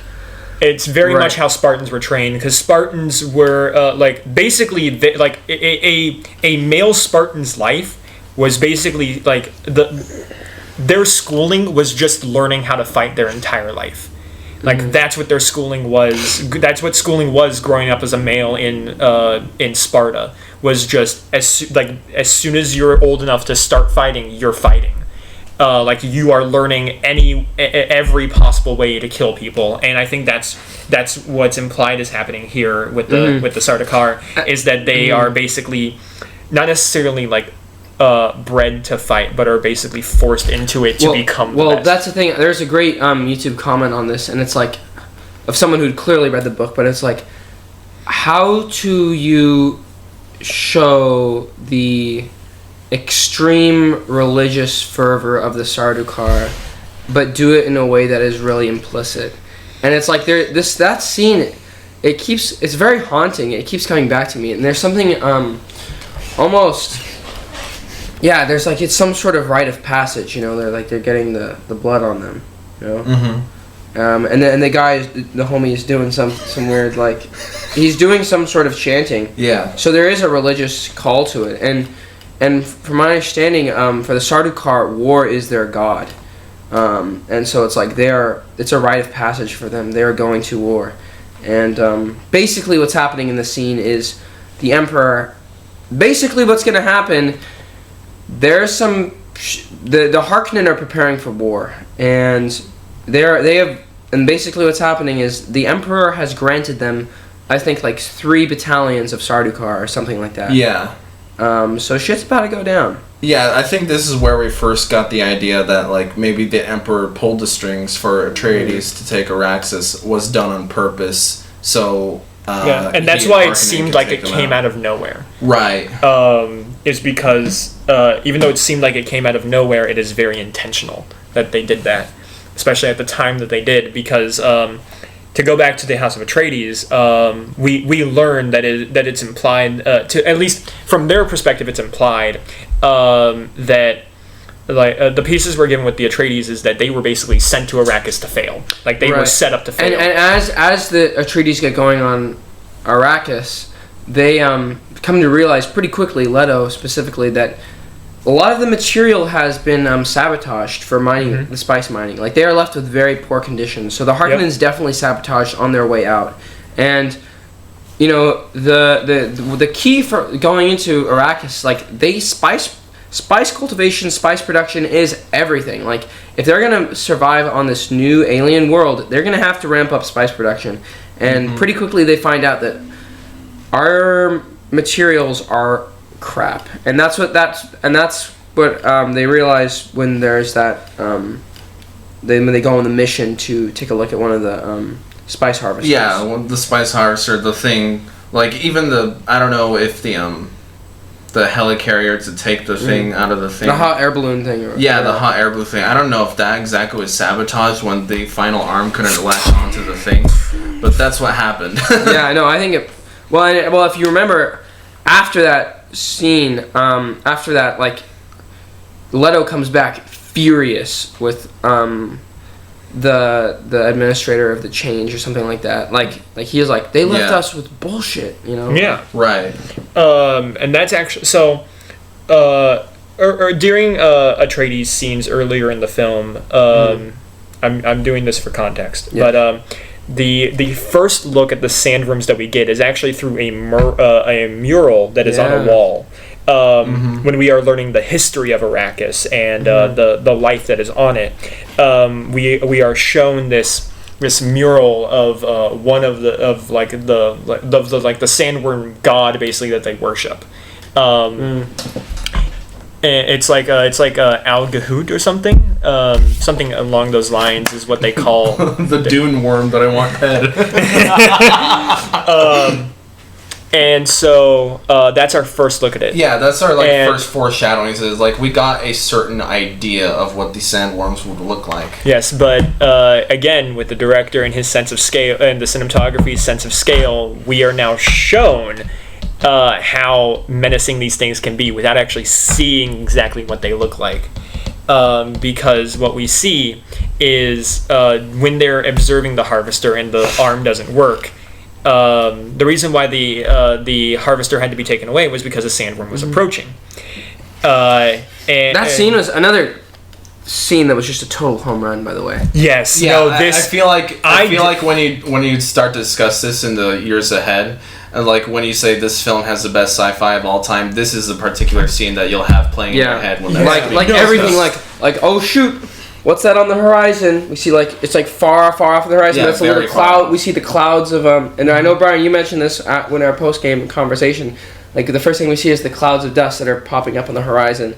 As we see it moving along, right underneath the surface of the sand. Yeah, and out in the distance is pretty small from the audience's perspective. Yeah. Oh yes, it is, but it approaches fast. It approaches fast. Because these things are not only huge, but they are fast creatures. Yeah. And honestly, it has been a very, very long time. Like when I first started watching movies and getting into film. I was always just the kind of guy to just go in to enjoy a film, but not really pay attention to anything like themes, story. Yay! People are getting beat up on screen. Yeah, I was just a stupid kid who was just in it for the action. But as I've grown and matured, I'm like, oh, that's a cool detail. That's a cool theme. That's a cool lighting choice, a direction choice, things like that. And so I've never actually felt this much dread. And this, the feeling of goosebumps. Oh yeah. From this scene, I have not felt something like that in a long time. And so watching this scene, and pretty much just any scene with the sandworms, instant goosebumps to me. It also helps that the walls shake during their thing too. So yes! I don't recall if background music was in those scenes with the worms itself, but it wasn't. Yeah. But the walls were shaking themselves. I remember there were just several times where I can recreate this for you guys right now, but I remember there were just several times where I was like, oh shit, I had to readjust my position. Right? I was sitting next to Ethan was on my left, Bryan was on my right. We were. It was like that. All of us were just like, holy shit! What's about to happen? Yeah, no. The one that particularly and we don't need to explain everything because you guys have seen the movie if you're out there. But the scene where it's like they're like, oh shit, guys, we gotta go down there. like the scene where it's like I forget what it's called, the Orthoraptor or something like that. Something like that. Ornithoraptor. Ornithoraptor. Ornithopter. When the ornithopter is like, it's kind of like chilling out, right? Kind of stationary. It's in park or whatever. Yeah. But like when they're like, well, we gotta get down there. When that thing like goes like down and it starts to do the nosedive, that like feels like the top of the drop, like the drop of a roller coaster. Like I forget the new one they have. It's not the Looping Thunder at Oaks Park. Oh, the Adrenaline Peak. Whatever it is, yeah. It like the sensation of that is like, this is something you experience in skiing. When you're going downhill, is like there's that point where you're like going down and it's kind of flat, but then the hill starts, right? And it's like as you're coming down, and then there's the point where it's like, oh shoot, here we go, here comes gravity, no turning back now, and it's like, oh my gosh, it's like that adrenaline rush of just like you're just heading down, like just nose diving, and it's accelerating. Like, oh my gosh, it's so cool. Yeah, and I love that the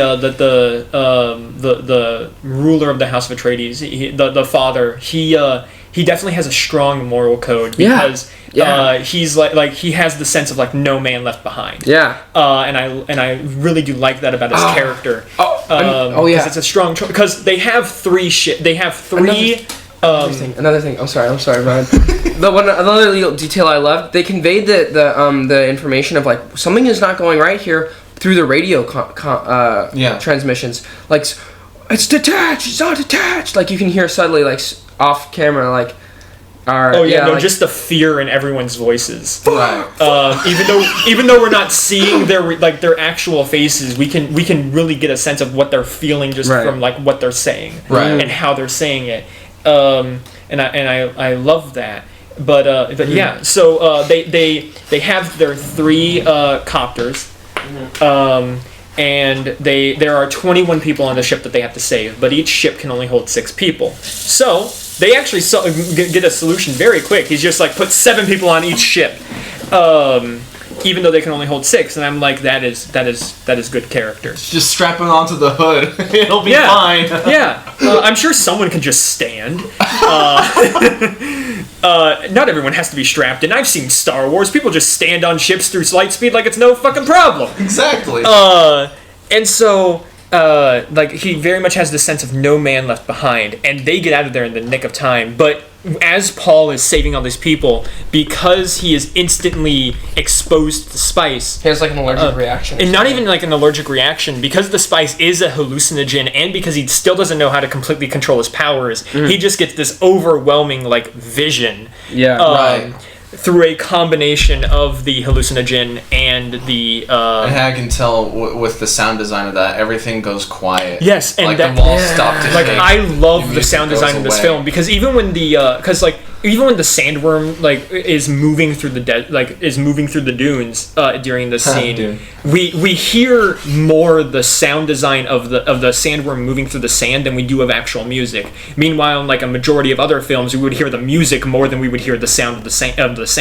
Right. Because nowadays I feel like it's very prominent for a movie, almost to the point of like being a cliche now, where the music will just overpower everything.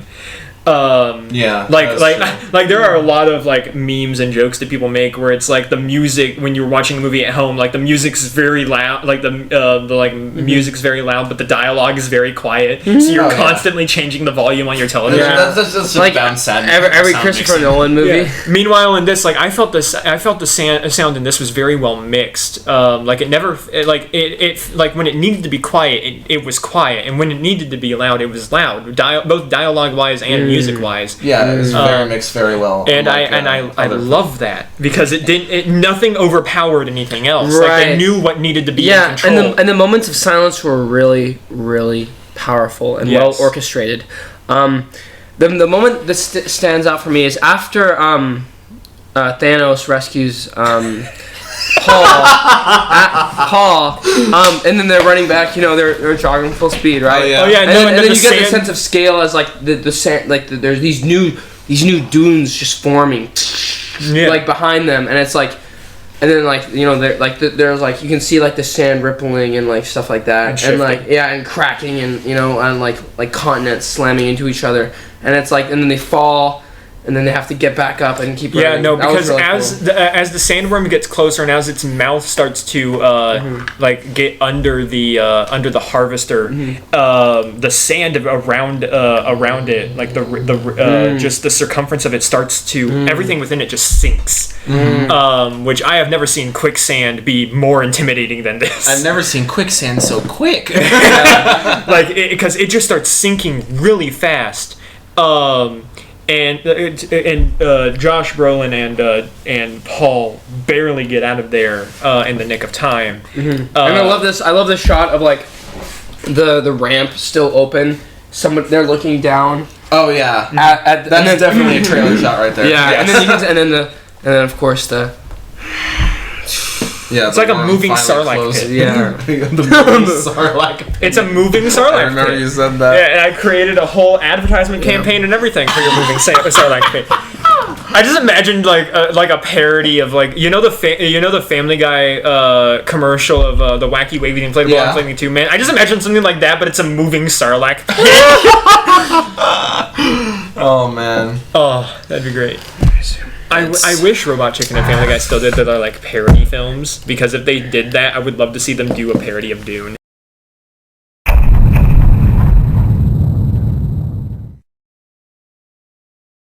So they get back to Arrakeen, I believe, the capital city of Arrakis, and the main stronghold. Right. Yeah, at least the imperial capital, not necessarily the Fremen capital. I think we've been referring to it as like the main castle of Arrakis. Yeah, That's because it's the stronghold that the family is staying. Right. Yeah. So they get back there, and Duke Leto is furious, specifically with Kynes, because the Harkonnen have left him with really, really poor condition materials. Like, because after that little shakedown right there, or like that showdown, or not even showdown, that debacle out in the desert, like, it's clear that the infrastructure is just not up to par, and he's been set up to fail.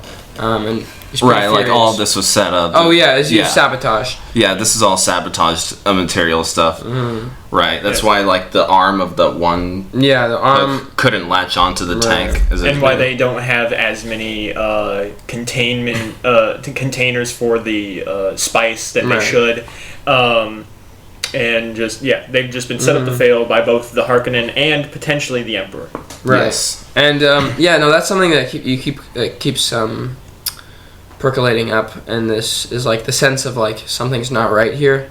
Something's off. There are sinister forces at hand. Yeah. What I really like, it's like we don't get to we don't get to pull back the curtains and see all the machinery for the machinations of these their evil plans, right? It's like it's more our understanding of what's going on is through the lens of the people who are in the middle of it all. Yeah, it's almost as if the film has like a slight mystery element to it when it comes to that. Yeah, and that was totally intentional, even if this were not going to be like a part one out of whatever, because the answers will most likely be answered in the second part. Yeah. It's kind of like I'm sure you guys have heard the saying, no one knows how the sausage gets made.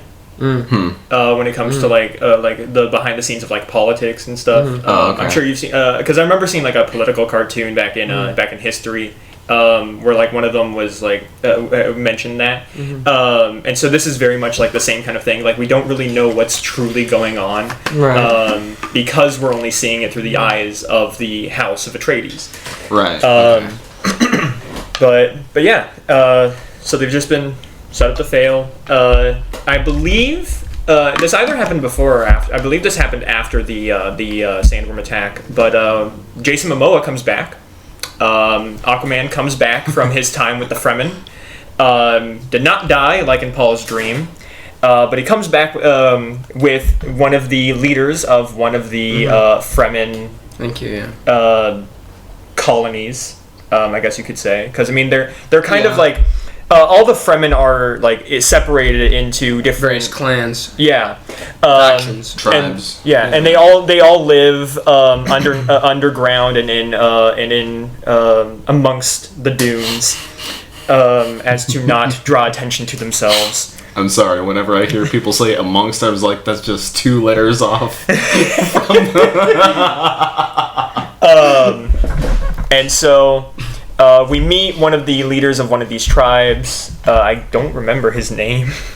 This is the character played by Javier Bardem, right? Yes. That's right, Anton Chigurh.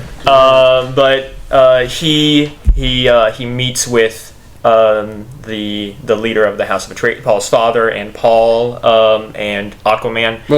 I love this. I love the setup, and maybe that's best for this podcast is because there's so many distinct scenes, and it's been a little bit of time since we've seen it, but just like since we've seen the movie, but just to like break down like little scenes, that kind of fit together, and like the scene where Javier Bardem shows up, I love because his entrance is like delayed a little bit, and so like we don't actually see him pop in immediately. Yeah. We see him.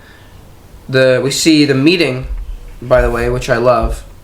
I love the sense of the meeting. Like there's something very old school or nostalgic about that, and it's really, really powerful. Yeah. I think. I mean, I do love how European it is, because I mean, we did touch on this last time, but I do, medieval European. Yeah. With it being very like formal and royal, it feels so old timey, but also very futuristic at the same time. Does that make sense? I think I see what you're getting at. Yeah, because I mean, like the way that they talk and the way that they interact and the ranks that they have and the way they interact with the Fremen and just other houses is very like medieval and stuff that we can draw from our own history of how things were done. Right. Yeah. But the setting that they're in is so futuristic that it feels otherworldly, I guess, in a way. Yeah, I can totally sense that. Yeah. And even like something down as simple as like the architecture. Like if you look at like the architecture, like a lot of it's like brutalist, a lot of it's like concrete, stone, and like and like or even on Caladan, it's like wood. It's not like these like futuristic high tech buildings you see even like downtown like that are being built today. Yeah. They're like all made out of glass. Like the movable stone walls that they use to block out the sunlight, like stuff like that. Yeah, and just a small attention to detail because this is the year like 10191 or well, something. It's 10191 after the creation of the Spacing Guild. It's basically 30,000 years in the future. Yeah.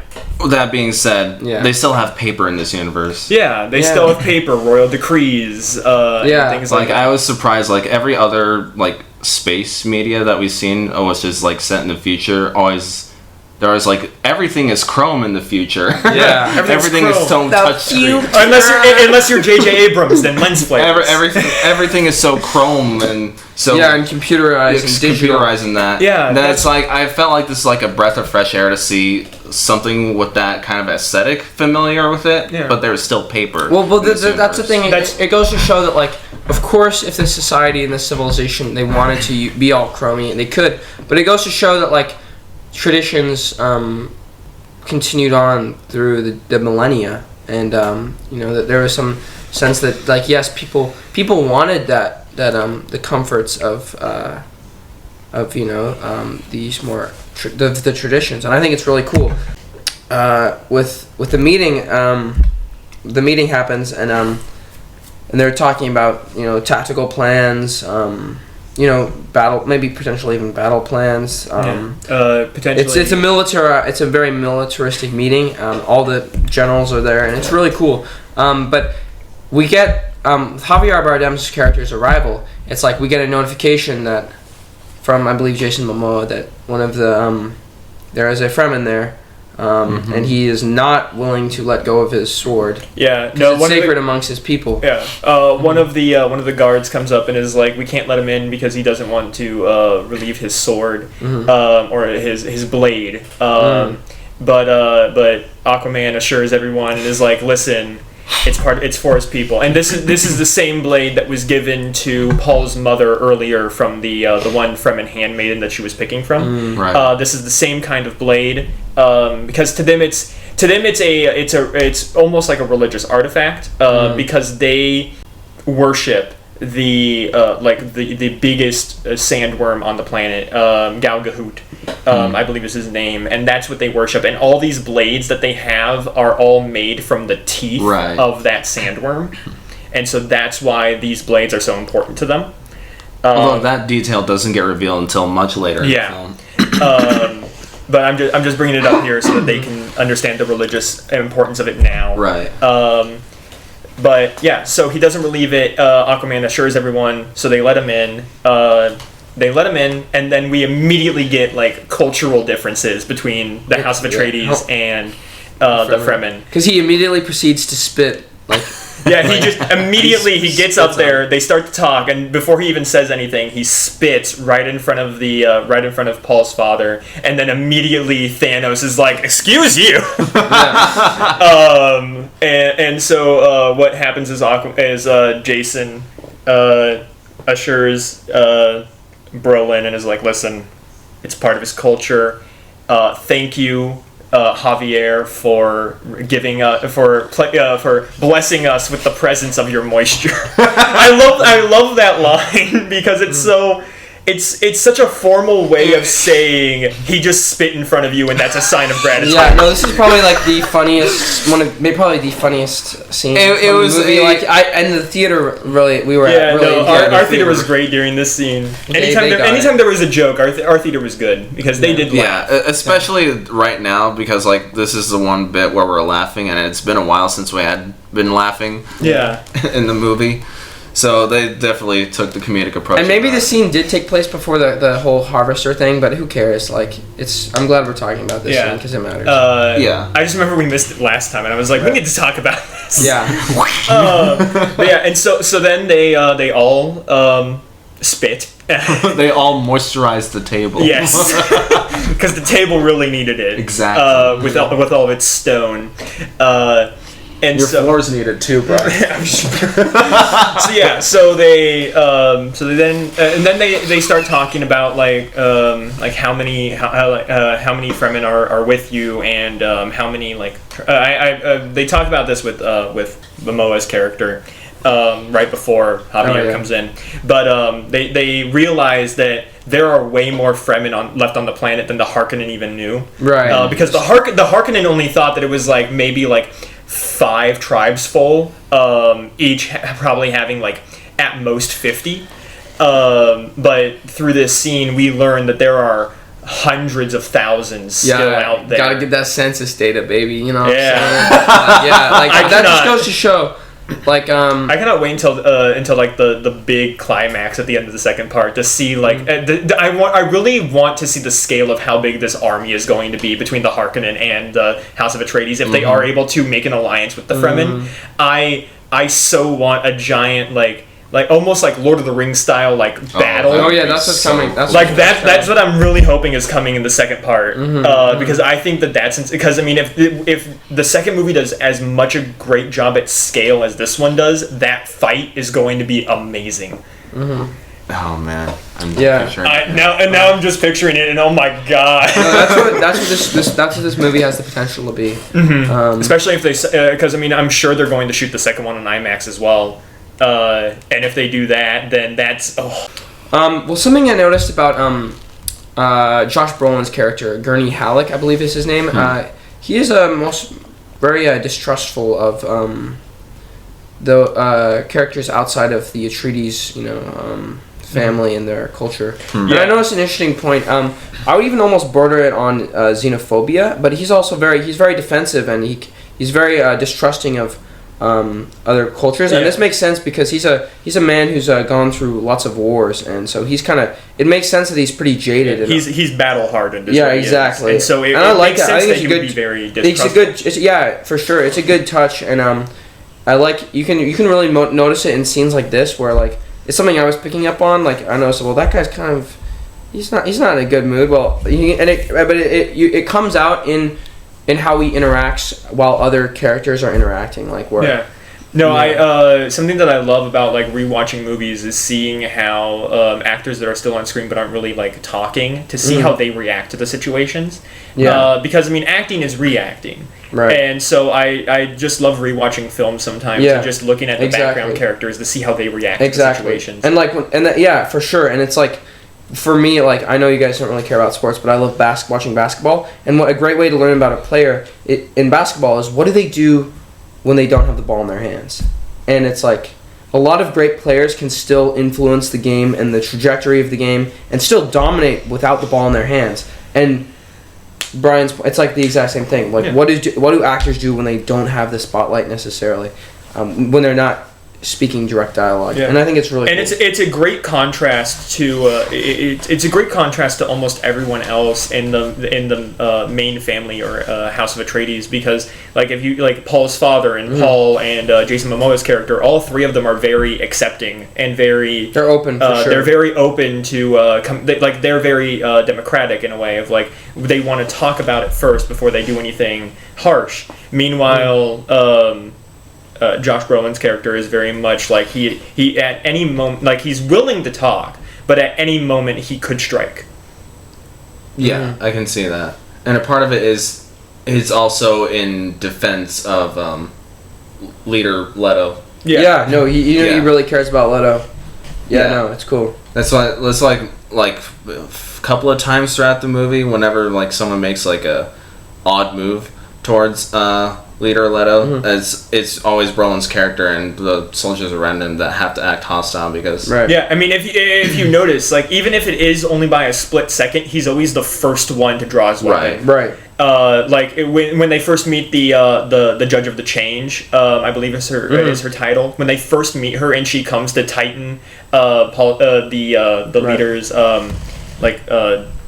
moisture suit. He's really tense. Yeah, no, he's very tense, and as soon as she makes a move, he's the first one to draw it. And then like as soon as the other guards there see him start to draw his weapon, that's when they draw it. Right. And he's always the first one to react. So on one hand, he's got quick reflexes, but on the other hand, he's impulsive and trigger happy. It's a... Yeah. If he would have gone through the Dagorama, he would have fucking died. Goya. And wasn't there a scene with the palm trees that you wanted to talk about? Oh yes, the palm tree scene. I love that scene actually for a variety of reasons.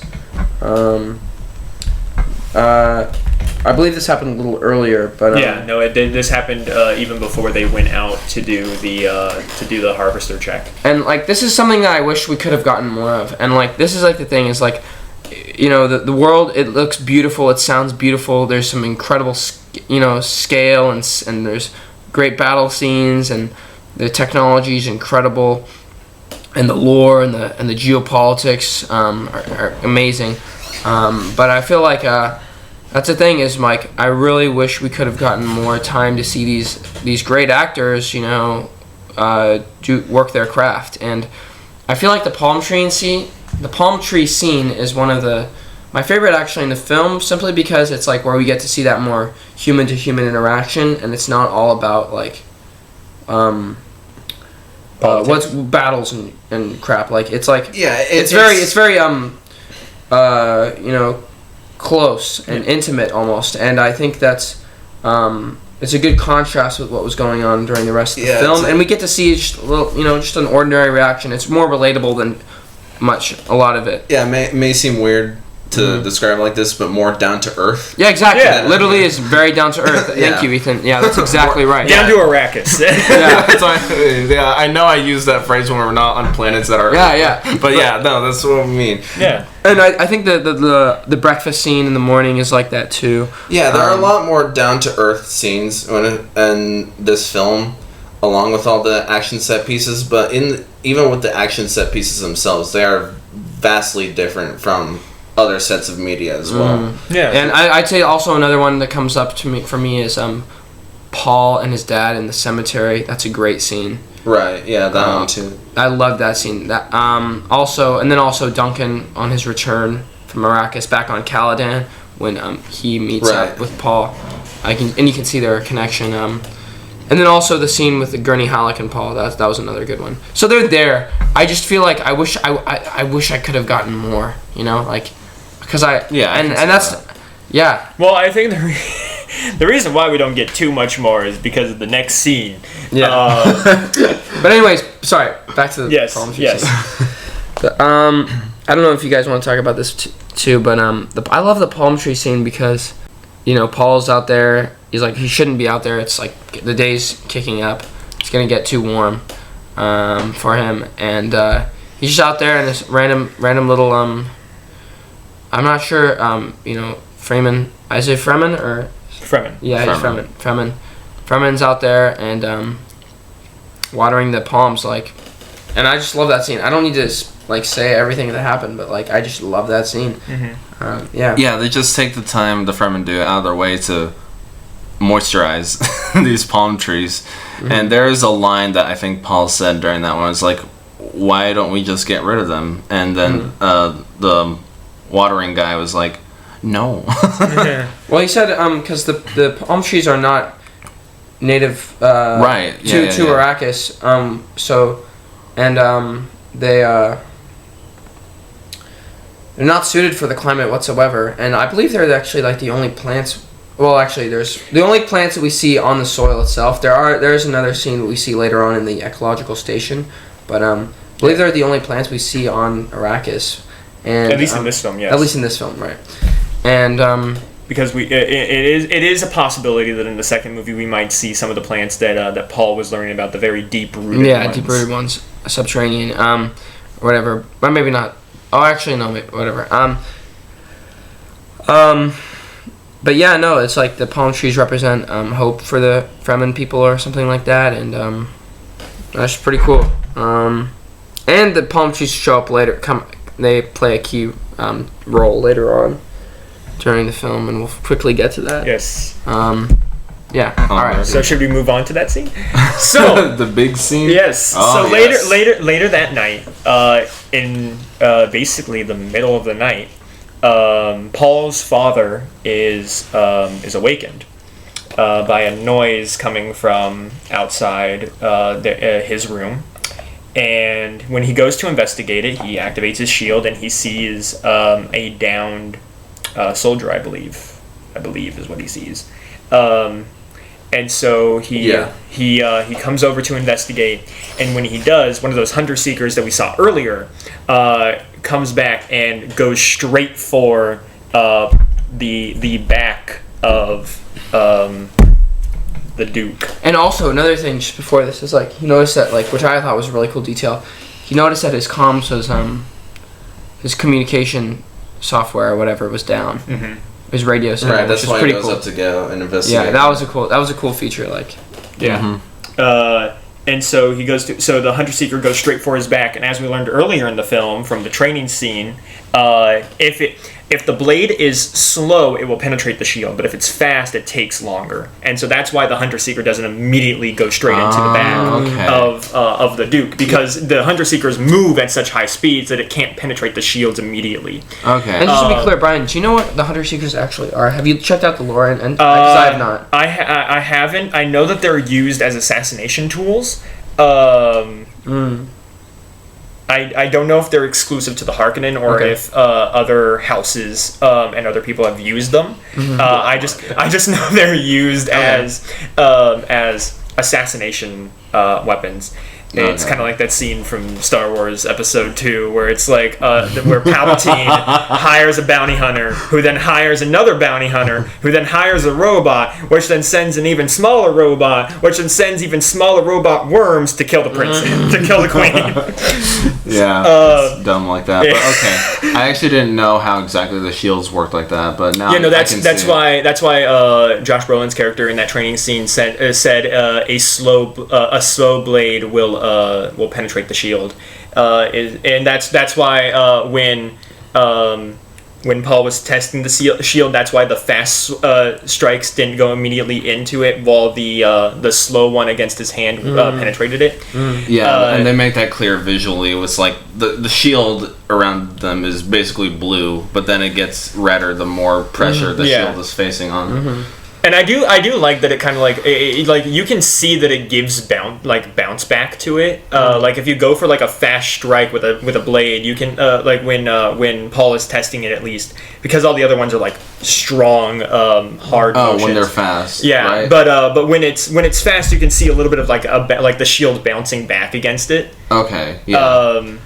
I was wondering about that because later while everything is blowing up, all the buildings, they have their own shield protector as well, and when the big giant bombs were being dropped at them, you could also see like the cave-in of the shield as well. Yeah. Because the shield will eventually break. It's just depending on how fast or slow the projectile or weapon is moving will determine how fast or slow the shield gets penetrated. Sorry, child. Anyways. Penetrate. That's funny.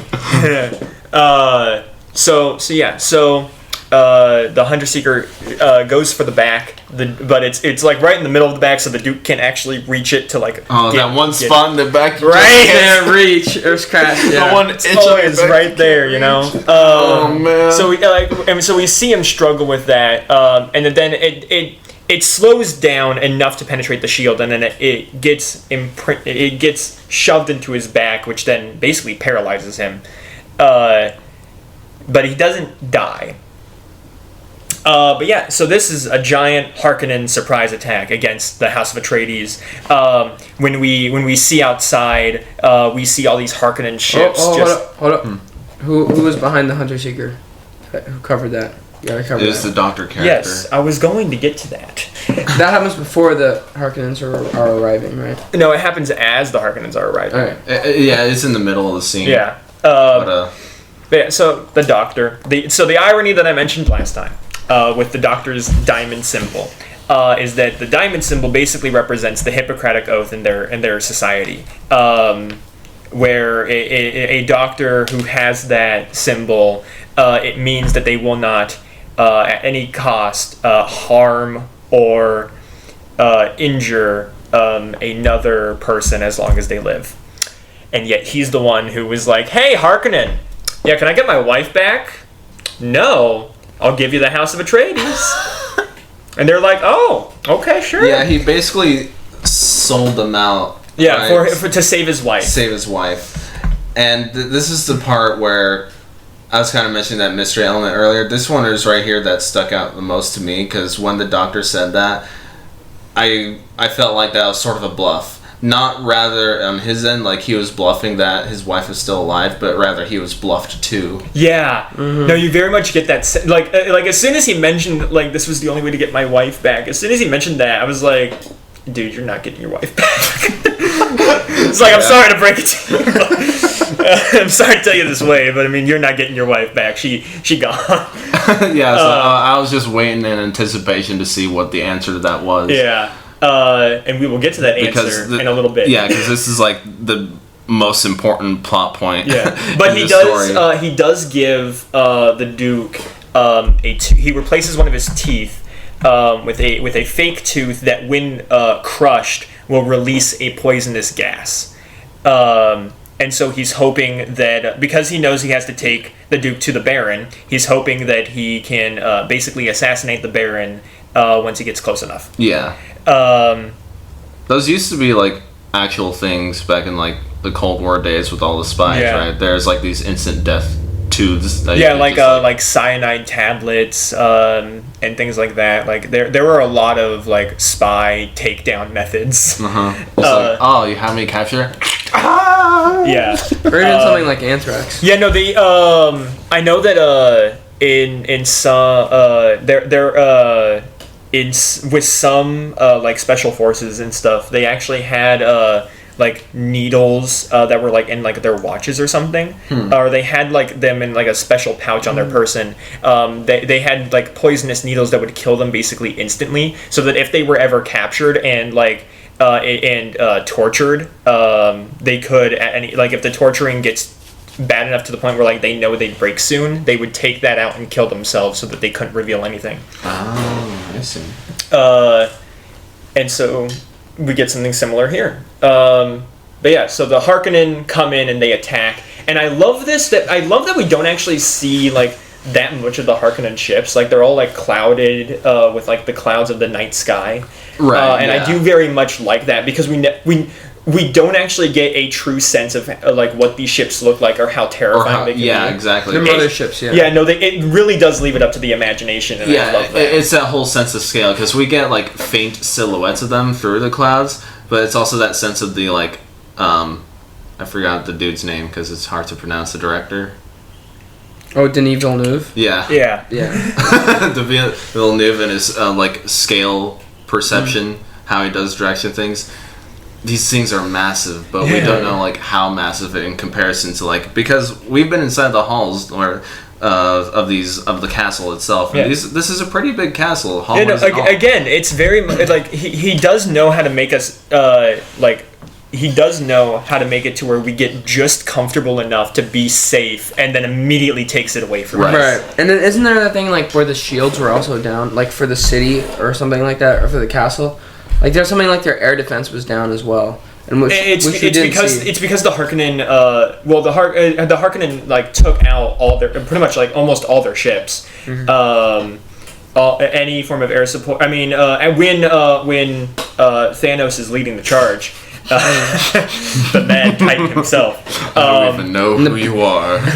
As he's leading the charge with the army of the House of Atreides, he literally says like any ships we can get them off the ground, and the reason why is because they know they would need air support, and this might be a tough comparison, but I very much get a Pearl Harbor feeling from this. I have not seen the movie. What do you mean? Not like the movie, just the event. The actual thing. Yeah. Okay. I get very much I haven't seen Pearl Harbor's longer than this. Yeah. Since you're the movie guy, I thought you were talking about the movie.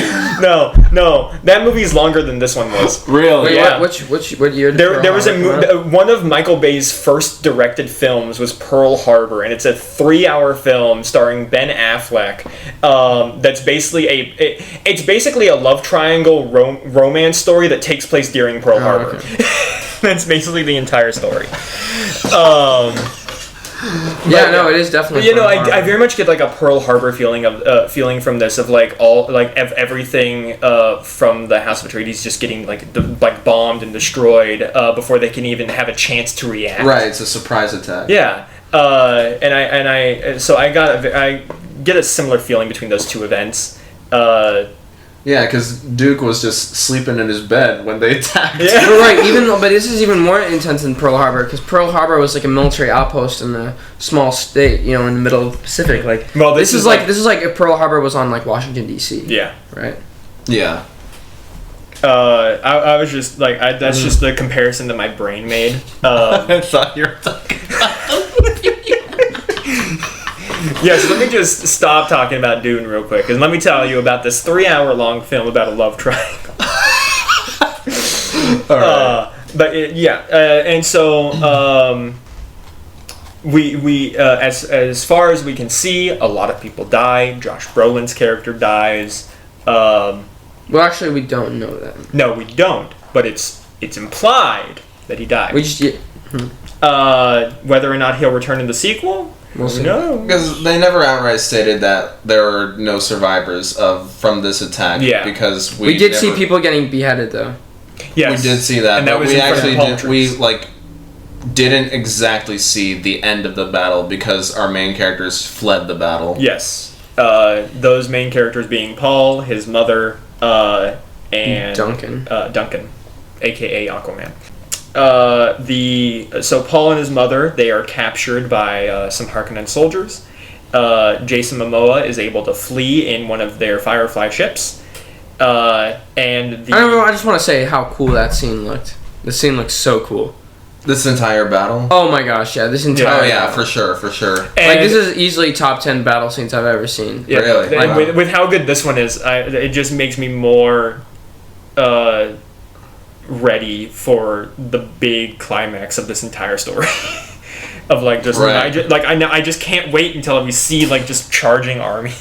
Yeah, you really want that. I really want that, and I want it with the scale of like Lord of the Rings. Like, oh yeah, for sure. That has some great cinematography. That does.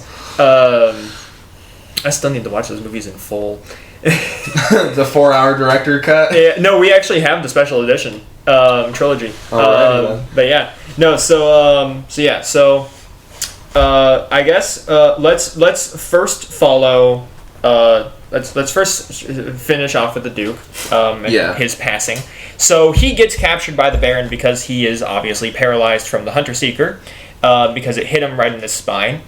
So he's paralyzed and naked apparently. Apparently they decided to strip him for whatever reason. I don't get it either. I mean, they probably just wanted to increase the level of humiliation. Probably. For sure. It's just a level of taunting. I can see that. Yeah. Also, especially with shout out to that camera shot of the naked guy where it's just the corner of the table covering his baby.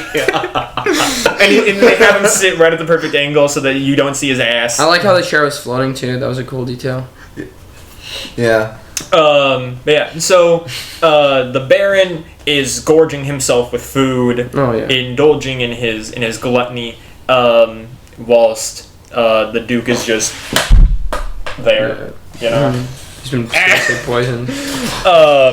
With the tooth waiting, and then the doctor is brought in by the Mentat played by Polka Dot Man from Suicide Squad. I think his name is like Dast Malchian or something. Yeah, David Dastmalchian.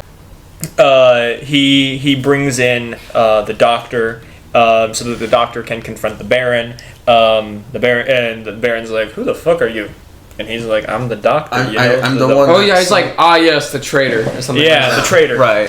Benedict Arnold. But yeah, no, so he confronts the Baron and it's like, "So what was my deal to you again?" Bitch, my fucking wife. Excuse you. I did all of this for you just so I get my wife back. Can I see her again? And then yes, you may. Yes. No, I love that. He floats up and he comes over, and then like he doesn't even try to be like say like it comes out as menacing just because of like how imposing of a force the Baron is. Mm-hmm. But the way that his inflections say that like don't say intimidation. They're like, yes. I did say that you shall see your wife, and you will, and then just stabs him.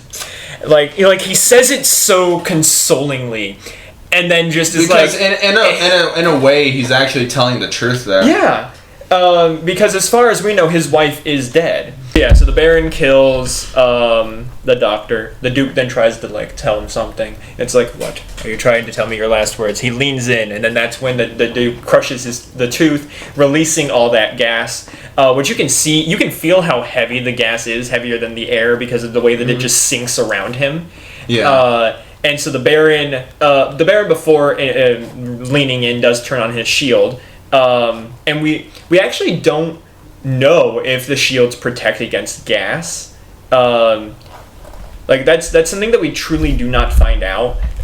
Because I mean, yes, the Baron does survive, but the way that it looks like he survived is by floating up into the air to get away from how heavy the gas was, which was something that you brought up. Yeah.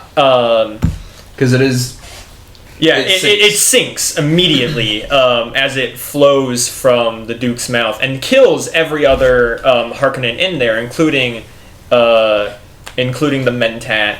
But the Baron floats up before it can kill him, and so he survives. But he's seriously injured. Right. Yeah. No, we do because we do hear him like gasping for air almost.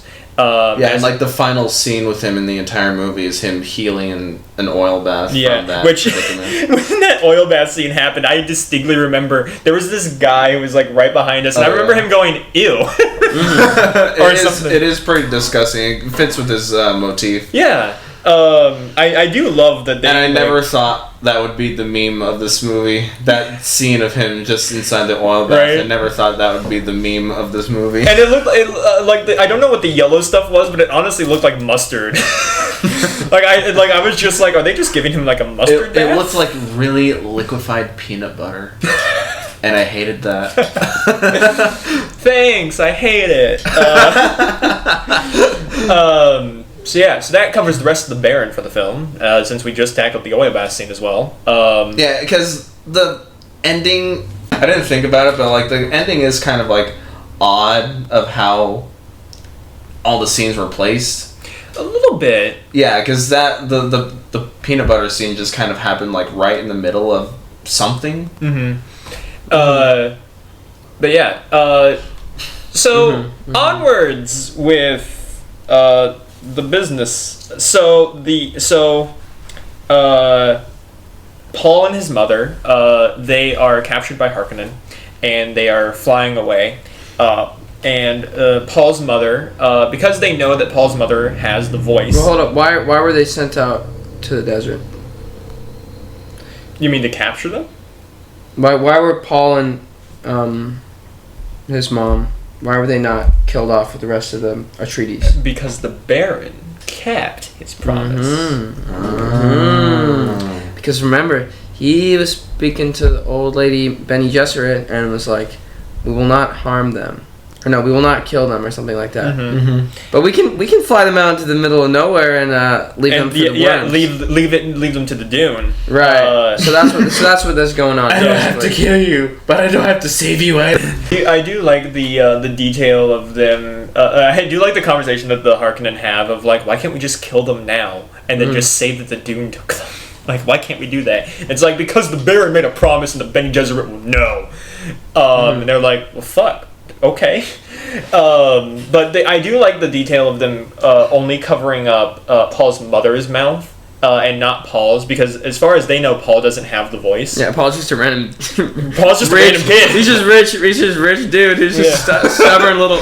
Right. Stubborn Like, they spoiled little prince boy. Because of that, they most likely do not know that Paul's the offspring of Lady Jessica. Maybe. But that's probably why they didn't. Either that, or maybe it's just because as far as they know, only women have used the voice, who have been part of the Bene Gesserit. So as far as they know, there have been no male heirs. Every other male heir was killed in infancy. But yeah, so because they don't cover up Paul's mouth, he does try to use the voice. He first tries it, and it doesn't work, and he gets bitch slapped. I like the addition of the little sprinkle of the randomly deaf Harkonnen soldier who's afraid. Yeah. You guys remember that? Yeah. I do remember that, because he was the first one, the most easily manipulatable. I don't think that's a word. Yeah, it is. Okay. From Paul. And so, but Paul's mother, being a mom, is like, hey, fucking doing her fucking gang signs. Oh yeah, throughout the entire movie, they've been having as a secondary language via their hands. Yeah. Is that because you've taken ASL? Is that official? That is not. As far as I have or recognized, is something resembling it. It does look like a form of sign language, but it's not American Sign Language. Okay. And I don't know if it's an actual sign language that we know, or if it's just something that their society developed over time. If anything, it looks like specifically choreographed for this movie. Yeah. Okay. It almost looks like shorthand, but in sign language. If you don't know what shorthand is, you know the memes of doctor notes always having that very scribbly handwriting. Oh yeah. That's shorthand. Oh, okay. Shorthand is basically a type of handwriting that we don't see too much anymore. But secretaries used to use it a lot back in the day. Where it was basically a quick way to take notes over a long period, a long meeting or something. So if a boss was telling his secretary something that a list of things, and he was going really fast, shorthand would be their way of being able to get it down quick enough to keep up. And so that's why. Is that when everybody was still writing in cursive? Yeah. Okay.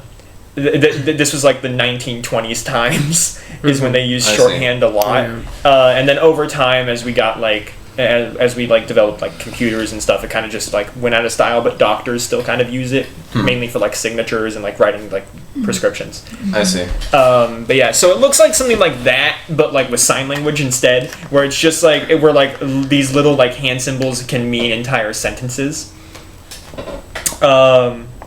But yeah, so Paul's mother uses that to coach him a little bit on how to use the voice to manipulate the Harkonnen, which this is a detail that I really liked.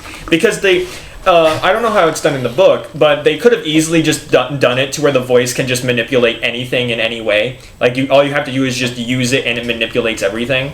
But they did it to where in order to manipulate certain beings and certain things, you have to actually control your voice. Like you have to, almost like when you sing, like you have to use like different pitches. Right. We mentioned this a little bit last time, where it's like in order to get like. We have to use a deep C note to control someone like Colin. Oh yeah, and that's something too. Like the most powerful person we've seen so far, who can harness this power is actually the Bene Gesserit lady. Yeah, the headmistress. Like she was super powerful. Like Paul, like she said, get over here or something like that, and Paul like he didn't even know what happened. Like he was just from Paul's perspective, he was just like there. Yeah. Like that was really cool. Like. Anyways. Yeah. So they he is able to control his voice well enough to get. Wait, I forget. Did we cover the first time he tried it? Yeah, he got bitch slapped. Oh yeah, that was hilarious. Yeah. Because they set it up to make it seem like it's about to work, and he comes over and he's like looking over Paul. Then there's like a second delay, and then he's like. Yeah. It's like, shut up. But then he does it again, and he uses it to get his mother free from the to get the like tape or whatever it was. Restraints. Yeah. On the face, rather. I so that she could be able to like speak, so that she can use the voice to control the rest of them and be like, hey, kill him, free us. Kill them, jump, and things like that. And so they hijack the ship. They fly off. And what happens is they fly off. Now, earlier in this movie, during one of the audio log scenes, he does learn about the sandstorms that are here on Arrakis and how powerful they are. We do learn that they are so powerful that they can literally cut through metal, which is what the ship is made out of. Okay. And this scene, if you want to draw a parallel to sci-fi again, Star Wars counter, I hope you're still there. This scene is very reminiscent of the asteroid belt scene from Star Wars. Where it's like, never tell me the odds, and then they fly through the asteroid belt. Empire? Yeah. Okay. This is very similar to that in the way of like Paul just goes straight for something that they know is almost impossible to like actually navigate. That happens after they hijack the ship, and then this happens after they fly for a little bit. Yeah. No, because this happens before they crash. Because the sandstorm is the reason why they crash. No. I've seen this movie twice. The first thing that happens is they go to the ecological station. Oh, that's right, they do. Yeah. That's right, because they have to steal the ship from there. Because this part of the movie did feel like it was dragging a little bit. It did. Yeah. The second half of this film does feel like it drags. Or like more like the second quarter, I want to say. Cause it's not half. I'd say the second third, or the third. The third fourth. The third act. Yeah. Just the third act. That's it. Because I mean, we get like the big climactic scene of the whole like Harkonnen attack, and then after that, it just is. Yeah. I mean, it's not. That's not to say that it's not good. Because it is good to see the effects of Arrakis and them trying to like just survive out in the wild. Yeah. But yes, so they do go to the ecological station first, and when they get there, they meet back up with the Judge of the Change. They meet back up with Duncan, and some additional Fremen. And here's where we learn about the first people that came to Arrakis, where the first group of settlers that came to Arrakis were actually there to unlock water that is deep underneath the sands of Arrakis. But before they could actually finish their research and get that, they discovered the spice. And they were like, And this predates the drugs or water? Let's go drugs. We were like,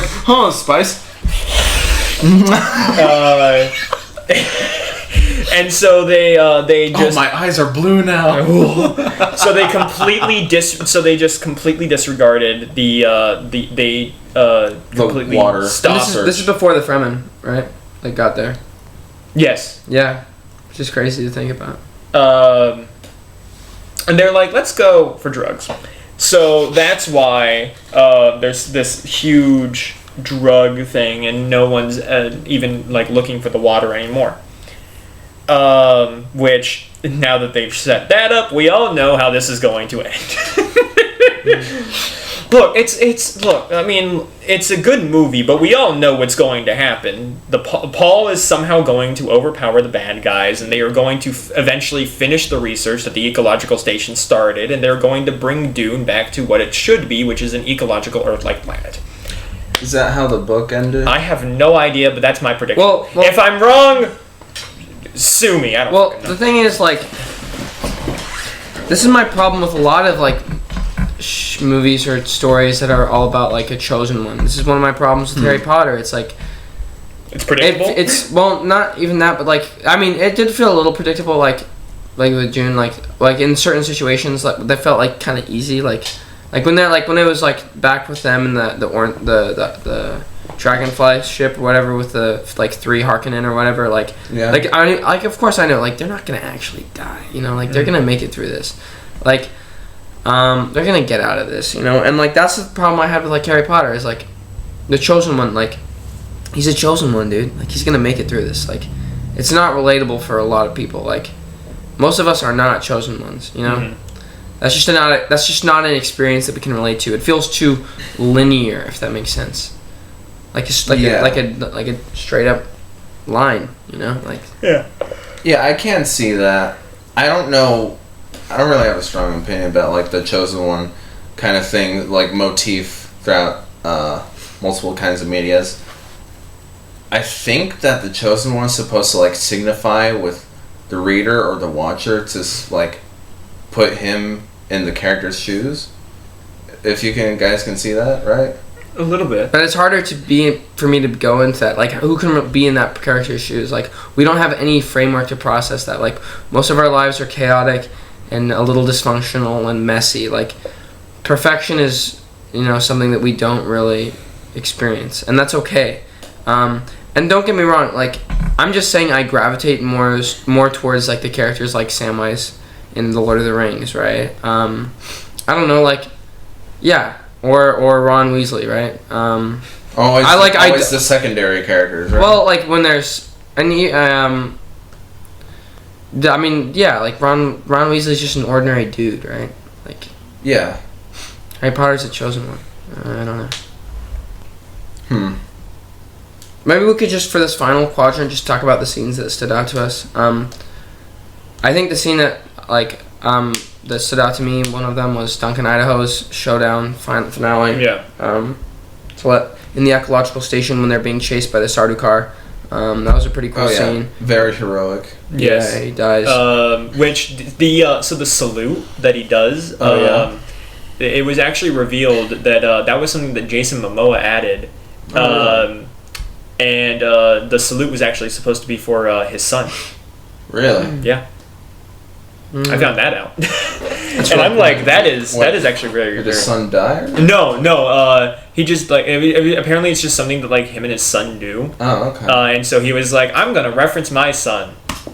Hey. Now the whole world's doing it. Yeah. It's like Wakanda forever all over again. The final showdown with him and the Sardaukar is really great, because I mean, he just does not back down. He literally has a sword in him, and he's like, dude, he goes full on tank mode. He does, and I love it. And so that allows that allows Paul to escape.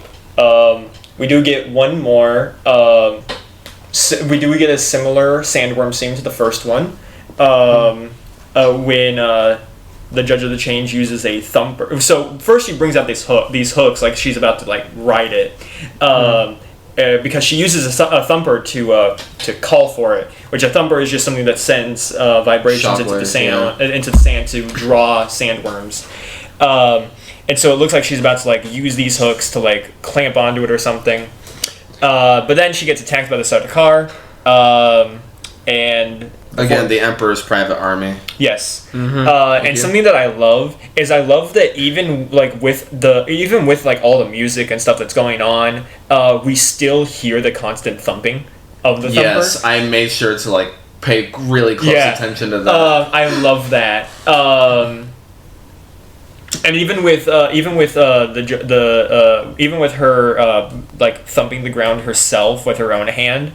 And keep in mind, this is after Paul and his mom have fled. They have escaped. And then we're gonna get to the sands. Yes, that's when the sandstorm. But so basically, the Judge of the Change has fulfilled her role, and she's like accepting, like, okay, they made it out of here. Yeah, they got out of here. And then she they said something or like to prompt her to say this, but she said like I serve only one god or something, and that's Gal Gadot. And then that's when the sandworm comes and sinks them into its mouth. Yeah, this is where we don't get too much more than the first sandworm than the earlier sandworm scene, but we do see a little bit more of like its teeth and its mouth, but not like so much.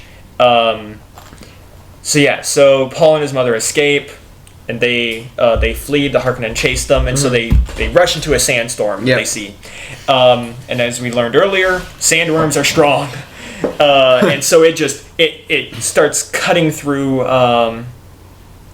the ship as they start to just flail. Yeah, like when if it's like you got four, if it's like X-wing, like one of the wings is down, then the other one eventually it's just one.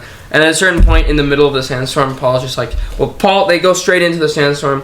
And then the people who are chasing them, the Harkonnen ships or whatever, they eat out of there. And at a certain point in the sandstorm, Paul's just like, screw this shit. He leans back in the recliner, and just goes to sleep basically, like, and they hope for the best. Right. And so then they do eventually crash. Pretty good, yeah. Yeah. And after they crash, they like set up a little tent. Okay, they structure. do. Okay, good. Yeah. They do camp before. Okay. Yeah, like this. That might have been before. Piece together like the entire sequence of events. Right. I think that thing happened. It doesn't really matter, like, because it's basically the same. Like, it could have happened either one, but like, they I don't know that. I think that happened a little bit before the ecological station, like the first time the thing crashed. Right. I think that's what happened. But it doesn't matter. I thought for sure it was after the sandstorm. It doesn't really. Yeah. Matter. It doesn't really matter. Well, maybe it's right. No, it is after the sandstorm, because right after that's when they start doing the sandwalk. Okay, you're right. Yeah, so they camp out in this little tent. Right. You're good. Paul and his mother have a moment of him being mad at her. You turned me into a freak. Yeah, basically blaming her for why he is the way he is, because he's just like, I didn't choose this. Like, I can definitely relate with that. You forced me into this. Like, he feels thrust into it without his control. Yeah, and I like that. Like, it feels like he's caught up in some sort of like deep, like, bigger picture thing that he didn't really sign up for. So I can totally relate to what he's going through there. Yeah, like this is the thing about the chosen hero thing. Now that I'm thinking about it, because none of these chosen heroes actually chose to be on this adventure, right? Yeah. It was always chosen for them by other exterior forces. So that's why Paul maybe is recognizing this here and is saying that, no, this is not what I want my life to be. Yeah. This is all crap. This is garbage. And yes, mother, I have to say, this is all your fault. Yeah. This part in particular, the only thing that made me jump both times I watched this film was during the scene, and it's when he uses the voice and yells at his mother saying, "Get away from me." Like, both times, because it's just like, it's like the dialogue is so quiet, and then he uses the voice and it just like shoots up tenfold. Right. Yeah. I was saying it last time as well, because like Lady Jessica does the like very frantic whispering thing that the microphone can't exactly pick up. And then Paul's doing the exact same thing here now. And then I like that you're saying that you jumped at the moment where he's basically stops whispering and just shouts completely. You jumped out of your seat.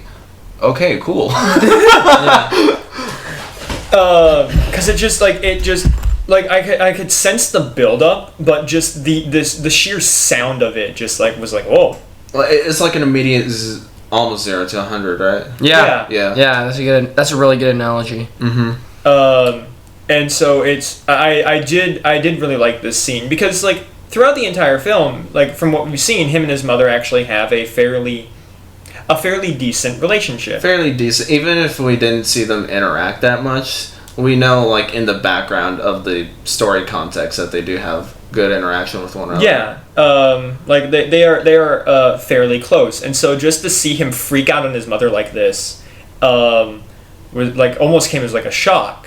But we understand where he's coming from, so it doesn't seem like it's coming out of nowhere. Yeah. And when he says like, I hate you or something along those lines, I don't think he actually really means it. He's really caught up in the moment. He's going through a lot of things right now. Because I mean, like his safe house was just destroyed. Yeah. He just saw one of his best friends die. His father is dead.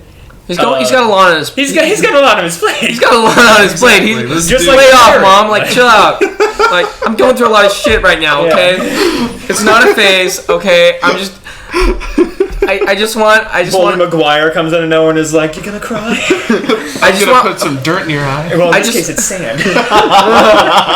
I just want some goldfish, okay? Just chill out. Like, let me just do my thing. I can't play my PS4 right now, Mom. Like, yeah. I can't pause an online game, Mother.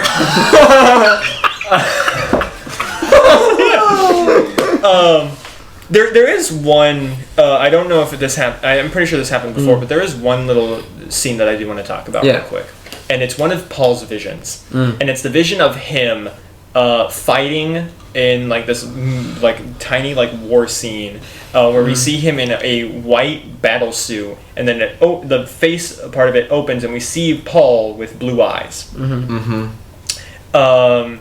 then I believe in the same vision we also see what looks to be his mother in like this little like cove, and she's like covered in writing, like with the walls and everything. And I know that particular vision came way earlier, but I just wanted to talk about those two real quick because the vision of his mother was how he learned that his mother was pregnant. And she even had a reaction, like when he told her, she even had a reaction, and she was like, you can't know that, like I don't even know that, like I just learned that, and it's only been like a few weeks, like how can you possibly know that, showing that like his powers are far beyond hers. She's pregnant? Yeah. Oh. I didn't know that. They literally say. I don't remember that. But it was Paul's got a little sister coming. Or brother, we don't know the gender. But yeah, so I just really wanted to talk about the vision of him in the battle suit because I mean that's obviously foreshadowing that we're going to see a war. I mean obviously we don't know exactly how his visions work quite yet. I want to assume that the visions that he's having are snippets of the next film. Yeah, very possible. I like the vision, the one vision of him exploring the cave, or not even the cave, but like the ravine, like canyon thing with Zendaya. That was pretty cool. Right, yeah. What about the one, do you guys remember the one where, the vision where, Zendaya stabs him? Yes. Like they're about to go in for a kiss cam, but instead she stabs him. That's pretty cool. And it's like, I don't even know, it points to an interesting perspective. And then there's one where he, you know like that one guy who has the final showdown at the very end? Yeah, Duncan. No, not... not Duncan. He's a Fremen. Yeah. But that guy pops up in his visions too, and it's like it almost gets to the point where it's like he's seeing many different futures. Like rather than one future, he's seeing a tree almost like of different possibilities. I see. I think it's a combination of different him outcomes. seeing different outcomes, which I think is really cool, and he can't discern which ones. Like because this wasn't one of them like the dude that he battles with. It turns out differently than how it actually happens. Yeah. It turns out for one of the visions, like that guy becomes like a mentor or something. And like I think it's not just. I don't think his visions are just of possible futures, but I think they also are like up to interpretation almost. Kind of like Kind of like our real life psychological dream theories. Like how different people have theories on why we dream the way we do. Like how some dreams might have different interpretations and other things like that. And so I think it could also be a version of that. Like with the vision of him and Zendaya and with her stabbing him, I don't necessarily think that she's going to stab him. I think that could actually be instead a visual representation of what their love life could potentially be, of it being it could potentially be one that like gets one of them hurt. Instead of it being her literally like stabbing him, it could be one of like he does get stabbed in a metaphorical sense because of the love that they will have. But yeah, and so the one with him with blue eyes when he's fighting, that one could either be could be taken either way, of him possibly becoming Fremen after living amongst them for so long, becoming an addict and becoming a spice addict. He's got a heroin habit. He's got a cocaine habit. So yeah, I just think it's just, I think some of his visions are up to interpretation as well. So continuing on, after they sleep in their tent, they wake up the next day, and we see how much like the sands move during the night, because like they were above the sand, and then the next morning they are completely buried. Yeah. And so I love just like, again, even if it's just something small like that, the scale of how much the sand moves. Right. Yeah. And even when inside the tent, we didn't exactly know where we were. Yeah. Or maybe, is it possible that the tent was like a subterranean burrowing device? Like that it's designed to go under, so it's like more shielded and protected from the wind and outside forces. That's kind of how I interpreted it. Is it was like some sort of thing like that, but that's possible too. That like the dunes move. Yeah. And so they use this like vacuum thing to get themselves above the sand, and then that's when they do the sand walk. And they see the little tiny little mouse creature. Yeah, that was which that is a thing from the book, obviously. And then they begin their journey with the stepping. Yes, with the sand walk. And I like how early in the movie they foreshadowed that, like super early. And sorry, shout out to going way back. I just liked how the aesthetic of when the palms were burning. That was why I was wanting to focus on the scene. Like when the palms were on fire, like that's like, because they were talking about how you mentioned the foreshadowing, like the palms represent hope and prosperity or something like that. And so when the Harkonnen attack, and they lose that. That was pretty personal. That's like personal. Like they're gonna mess the even with the added detail of them doing the decapitations in front of the palm trees. Yeah. And like they're like the people are literally watching their hope burn in front of their eyes as they're dying. Right, and like remember in the past the Harkonnens ruled with an iron fist. Like, and remember how frustrated and devastated and how upset Dave Bautista was. Like, and now he's just having the time of his life. Like, he has a big fucking smile. I love his acting right here. Yeah. It's like the scream that he does every time he chops one of the heads. Yeah, like he's so happy. Like he's happy. Like he's having the time of his life, and like he like if like I just know that like if they thought they were gonna be brutal then like he's gonna go ape shit. I feel like because he's just bloodthirsty for revenge, and he's gonna and so like that's a personal assault on like the Fremen and their So anyways, we can forward back up already then. So they do their sand walk. As they do their little dancey dance. Stop. Hammer time. So yeah, they do their little sand dance. And then eventually they come to like the rocky. They see like a rock formation in front of them. A little mountain. And as soon as they see this rock formation, a sandworm is just like, "Hey y'all smelling pretty tasty up there. You mind if I get a little bite?" And a sandworm just comes out of nowhere and is like, "Hey, I'm gonna sneak up on these guys." I want to see someone edit that scene, but with the jaw steam. That'd be hilarious. Yes. So of course it's a full-on sprint. Yes, Paul and his mother just run 100 meters dash, Usain Bolt style to get to the rocks. Dune ripped off SpongeBob so hard. So they book it. and they just barely make it to the rock formation, and then this is when we finally see the sandworm. Not quite in its full, obviously, because we can't see, like, we don't see, like, the whole body. I honestly don't think that we ever will. No, I don't think so. But we do finally see it above the sand. This is the closest the worm's mouth, at least, has been to the camera. Right. And not even just to the camera, but also to a person. Do we even get a reason why that worm is chilling like that? Like well, it's because why that worm felt the need to like hang out. I feel like say hello. Well, the worm is about to like it's because the worm doesn't feel their like vibrations anymore because they're on the rock formation. But I think it can still sense that they're there. But then the reason why it doesn't attack is because the Fremen set up a thumper, and so it gets distracted by that's more so why it goes away. Yeah. But why it doesn't lunge out and attack them.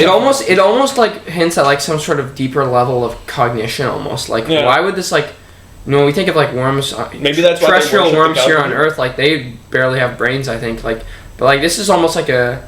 Like this almost, it almost feels like this worm is like reaching out to like. It looks like it honestly felt like it was looking at them. Oh yeah, like it was staring at them. And beautiful scene, by the way, beautiful shot. Which fun fact about the sandworms, when it came to rendering and making the sandworms, the development team that was working on the sandworms, they spent an entire year. Rendering all the sandworms to make them look as realistic as possible, and I think they did a hell of a good job. Oh yeah, for sure. Because I mean, like we finally get this is when we finally get the scale of these worms compared to a human, with it above the sand, and like a human is just like it's barely like a quarter of the size of its tooth. Right. Like, that is how big these worms are. Yeah, which just goes to show that. The swords that the Fremen have are made from the teeth of these worms. Yeah.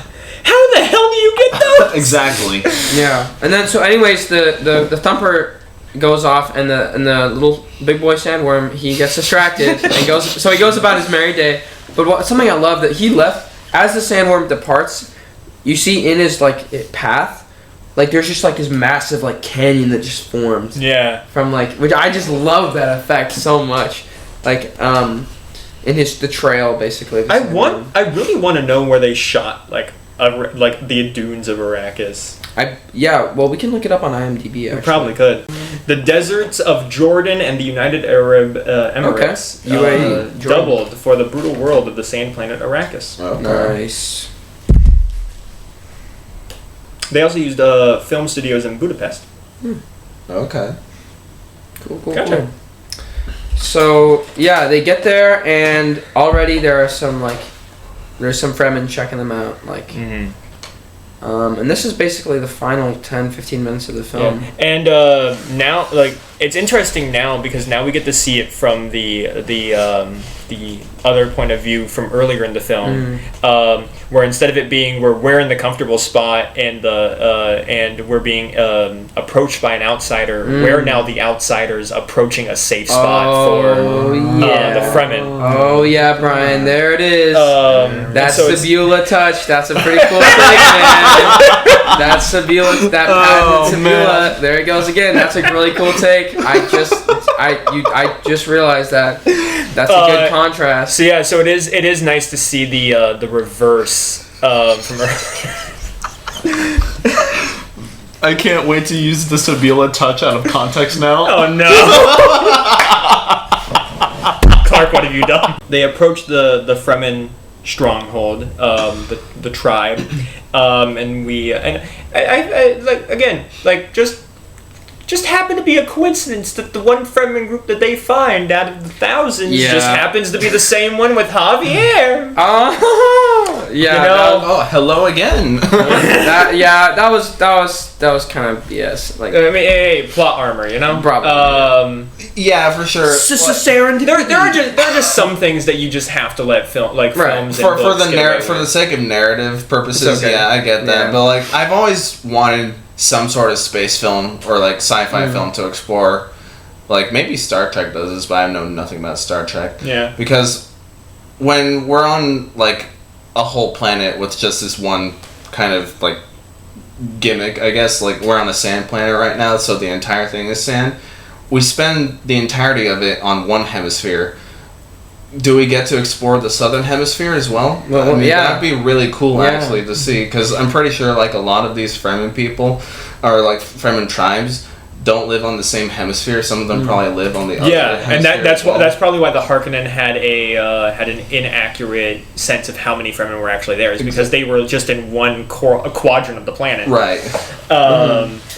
And so, I mean, who knows? Maybe we will eventually. I mean, I do believe that we will see other tribes of Fremen, but I don't know to what extent we will see the Fremen act.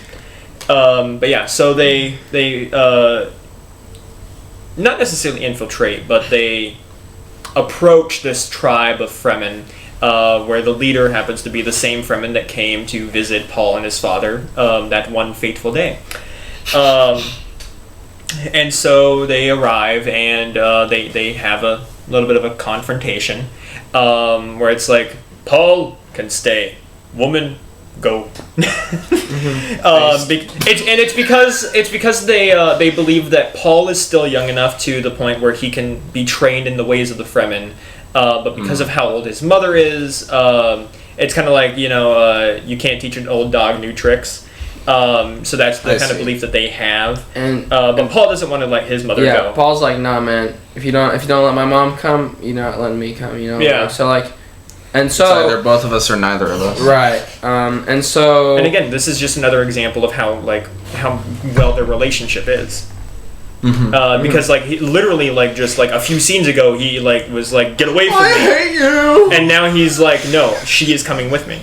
Javier Bardem's like, okay, well maybe we can. Okay, maybe we can let her in.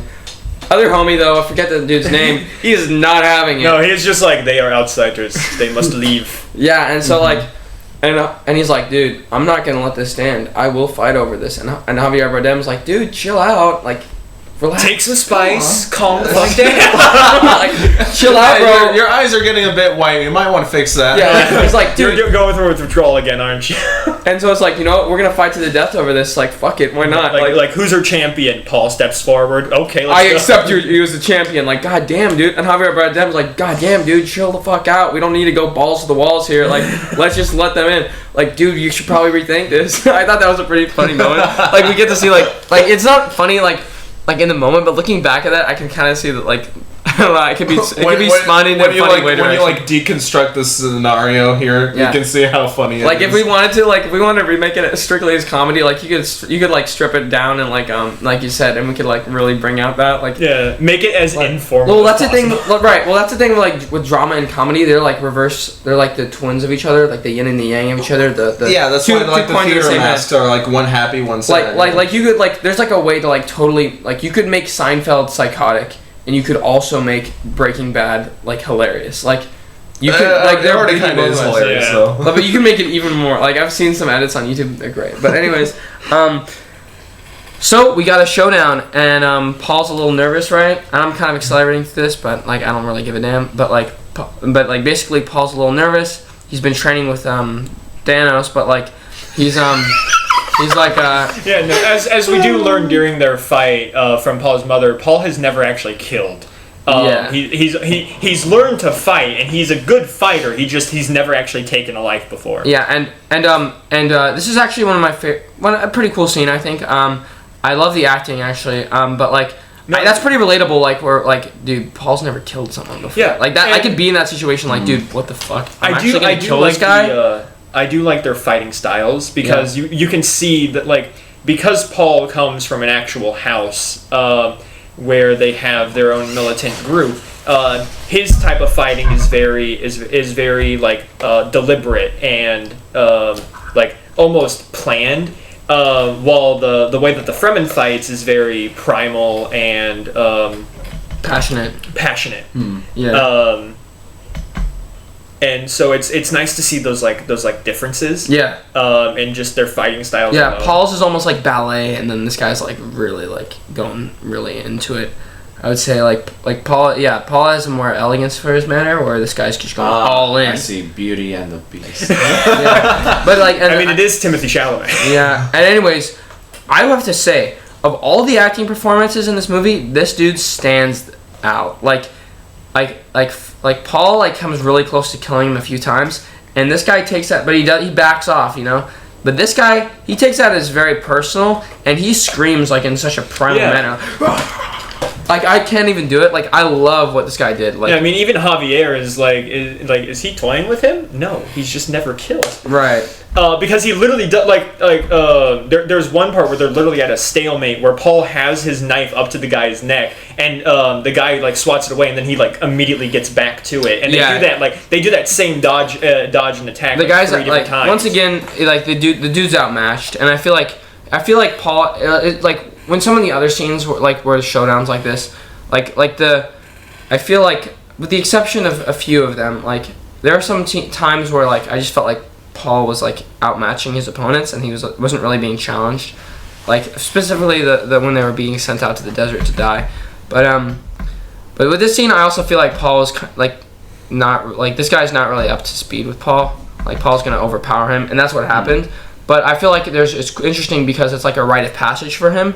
But it's not so much of a tactical challenge, it's more of like an emotional and like personal or even spiritual challenge, because like he is going to kill someone. And it does really it literally is a rite of passage, because like you can feel this scene like this needs to happen if they are going to progress and transcend and, you know, get out of here. It is literally a rite of passage through these canyons, and I love it. And it's not like Paul and the mother have any other option, right? Right, they're pretty desperate. And while I will say that, like, yes, it does feel like the second or the final act of this movie does stretch a little bit, and I feel like it could have been a bit shorter if it wanted to. It does feel like they're desperate. Like they're out of options here. You know, which I do appreciate. But yeah, so he kills him pretty quickly, pretty nonchalantly, I'd say. And then they advance and they move forward, and it's pretty matter of fact, I'd say. Yeah, because the final shot of this film is something that we are going to see Paul do in the second film, which is we see a Fremen in the distance riding a sandworm. Yeah, yeah. And that's like the final shot of the film. And so that's setting us up for the next one. All right. But also, we finally encountered Zendaya's character as well. Yeah. Finally encountered love interest. There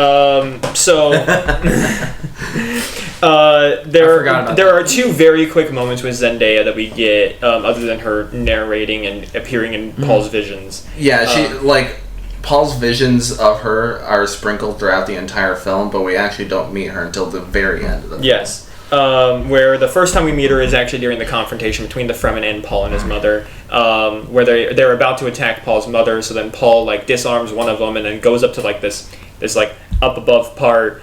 He got the high ground from Obi-Wan. And he holds out the gun to basically and is ready to shoot. And then like after the confrontation has ended and like things start to calm down, Zendaya just appears behind him and is like, "I would not have let you done that." And then she just comes out with like, just, "Think you can do this?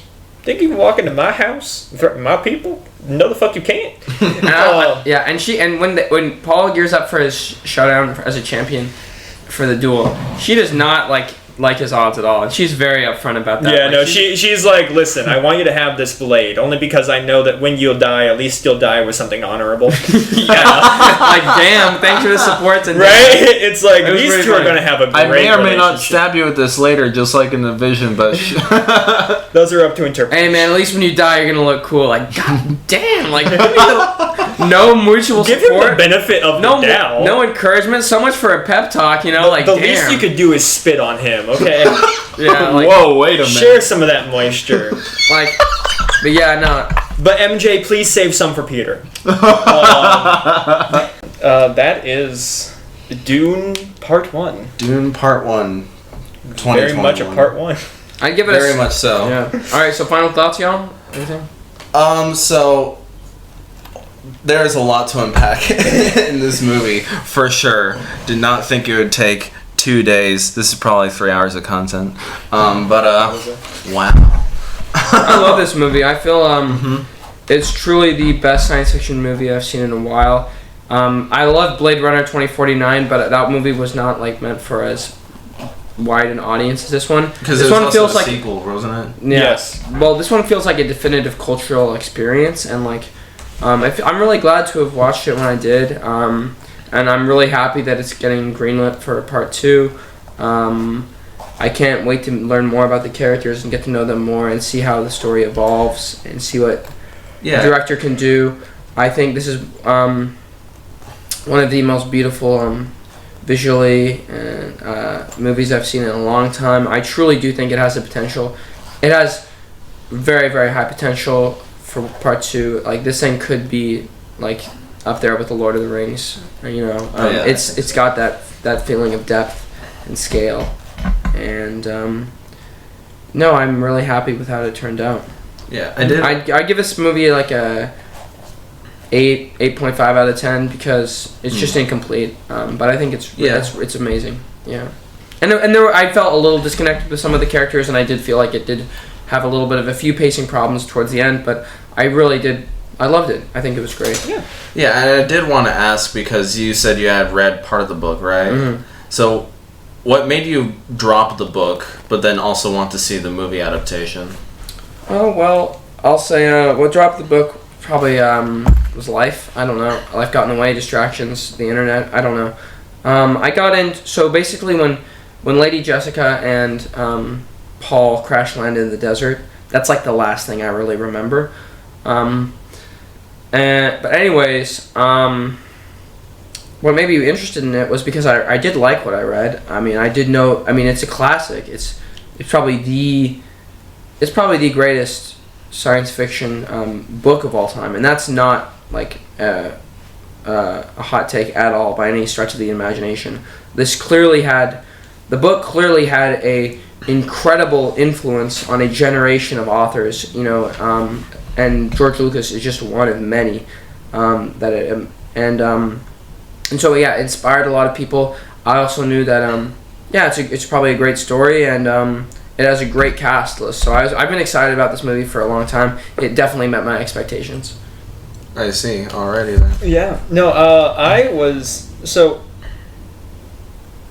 When it came to the advertising for this film, it was definitely not something I was actually actively looking forward to.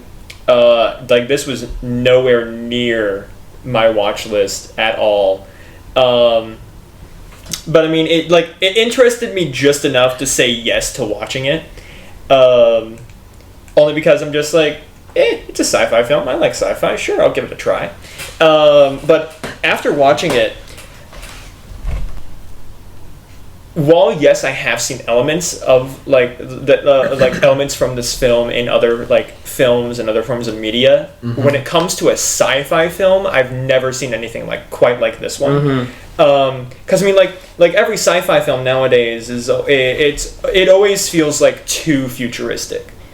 In a sense, maybe I mean, obviously, the thing about movies is that movies have always been used as a form of way to communicate today's societal problems or today's societal issues or advancements, and then show it in a new light. I mean, 2001: A Space Odyssey was made at a time when computers and AI were first being introduced, and so it showed the side effects of what that what that kind of technology could do, with the villain of HAL being an AI. Same thing could be said for Terminator. It's very much like AI against us, and this film completely destroys that whole sub-story and is there's no AI in this universe because they realized that it would have gotten too smart. And so it's nice to see an actual movie that takes from our past but puts it into a futuristic setting. And I definitely have not seen any other sci-fi film do something like that, at least in modern times. And so I just really love that feeling of it being familiar but always a little bit off. Whether that be because of the technology that they're using, or the Firefly ships completely caught me off guard. I'm interesting. Bugs. And so it was very much it was a nice change of pace from what we're used to. Mm-hmm. And so that's like and so I overall I thought it was a great film. And I cannot wait, just like Clark said, I cannot wait to see the story evolve, and to see what the future holds for these characters. Right. Yeah, for me, because I pretty much didn't know exactly what I was getting myself into when Clark introduced it to us. But, you know, he did it the same thing with Joker, and that was one of the best films I'd ever seen. So let's go for round 2, gang. We got a round 2 here as well. So, yeah, this is probably the best film that I have seen this year. Mm-hmm. Likewise. Even though Spider-Man's not out yet, but that's just for the Marvel donors. But yeah, no. Even expectations for Spider-Man. No, like even with that, because like I feel like what you're describing is like all the other sci-fi things that just feel too futuristic. I don't know about that. The word I think is campy. Yeah. Yeah. Every single other movie, whether it be Marvel or any other superhero, any other sci-fi, like Star Wars definitely is very campy. Yeah, this film actually takes itself seriously. Very, very much so. While like with other films, like the original trilogy, that took itself somewhat seriously. It still had its campy moments, but it took itself semi-seriously. And then when you get to the prequels, it's like they just completely threw that out the window. Oh yeah, no. It's like Misa, Yusa. Like there are some scenes of seriousness that you get, like the opera house scene in the third one. Yeah. Like there are some scenes of seriousness, but overall it's just a very campy. Yeah, thing. the entire thing is campy. Like maybe I'm just kind of used to that camp feeling because all the movies I see are basically from the same company at this point. Yeah. Disney owns everything. Oh God. But so it was really a really nice change of pace from everything, but to play devil's advocate for that one, it means that this film is now going to be open to a lot of that general audience. Because one of the reasons why those other films are very campy as they are is because they are open to the general audience. This one, I don't think it is so. You have to be. It's set for a. It is made for a set audience that would pay rather more close attention to both, not just the visuals, but also the themes and the philosophy behind its narrative. So, like the kids that were in the theater with us when watching this one, I probably don't think they had a good time watching this one.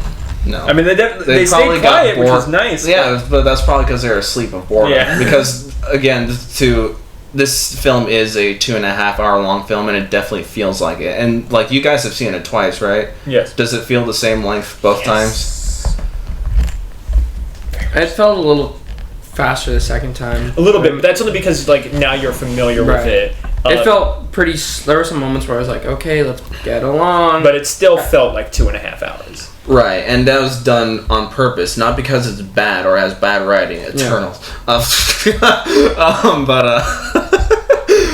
Just throwing that shade out there, Bryan. We'll get there when we get there. Yeah. Okay. 2 more weeks. Any final thoughts you guys say? I've said all I need to say. Yeah, I have too. This is very, very good film. I would give it.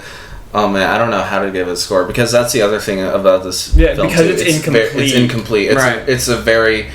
It's definitely going for that Lord of the Rings approach with it, where the story's just going to continue. Same length, but one less film.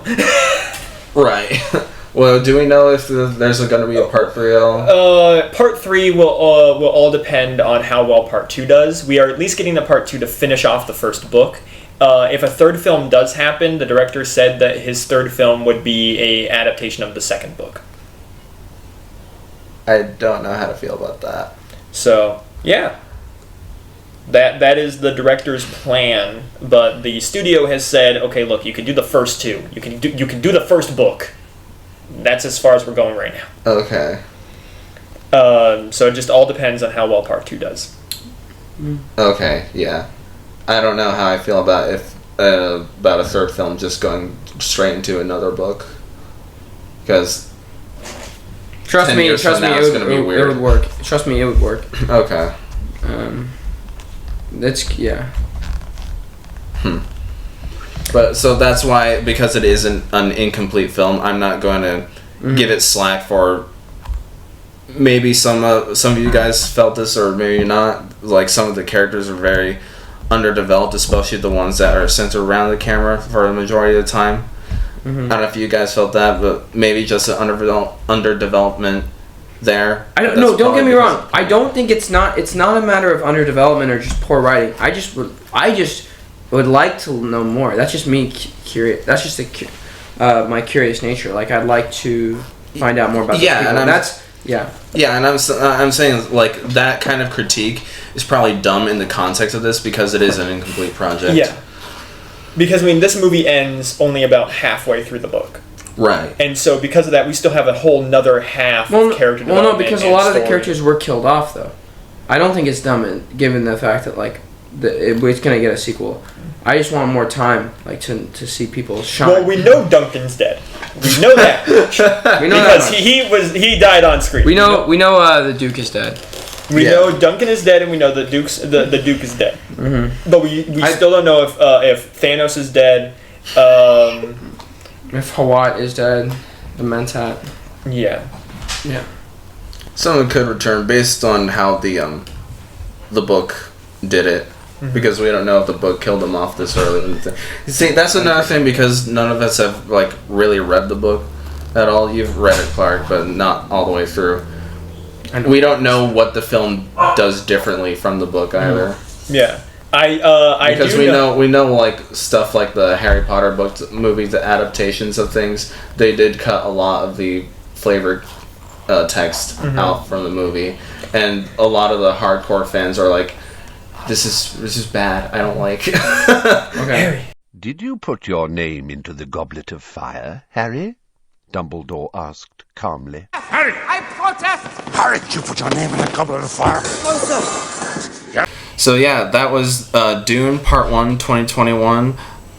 When the next film comes out in 2023, presumably. I just don't want it to be called Part 2, because that will be very confusing in advertising. But that's pretty much it. Well, they didn't advertise this one as a Part 1, so... Exactly, but they're going to have to explain something for that. Dune! Again. Again. Oh, man. Alrighty then. So yeah, that was our review and synopsis podcast of Dune Part 1, the 2021 film. One of the greatest sci-fi movies, if not greatest movie of the year. Maybe going for a decade, even though the decade's just began. Yeah, it was really fun, really good. It is for sure set for a made for a set audience. So if you want to go see it, you probably already have seen it, but again, recommend this to all your friends. Just caution them that it is not a campy film. It is very serious and philosophical film to go and sit down with, because it actively stimulates your brain more than your eyes, as a lot of films probably don't understand. So, yeah, great film. You guys have any last words to say? No? Nope. Alrighty then, Clark, thank you for recommending this movie for us to see. This is one of the best films that we have probably ever done, will ever do, until Part 2. Yeah, exactly. This is really fun. I'm glad you recommend this to us, because this was a blast to do. Thank you, man. I'm glad to have watched it with you guys. Yeah, I'm happy how we did this. Me too. Alrighty then. So, thank you guys for watching. Have yourselves a fantastic night, and take care. Goodbye. Bye.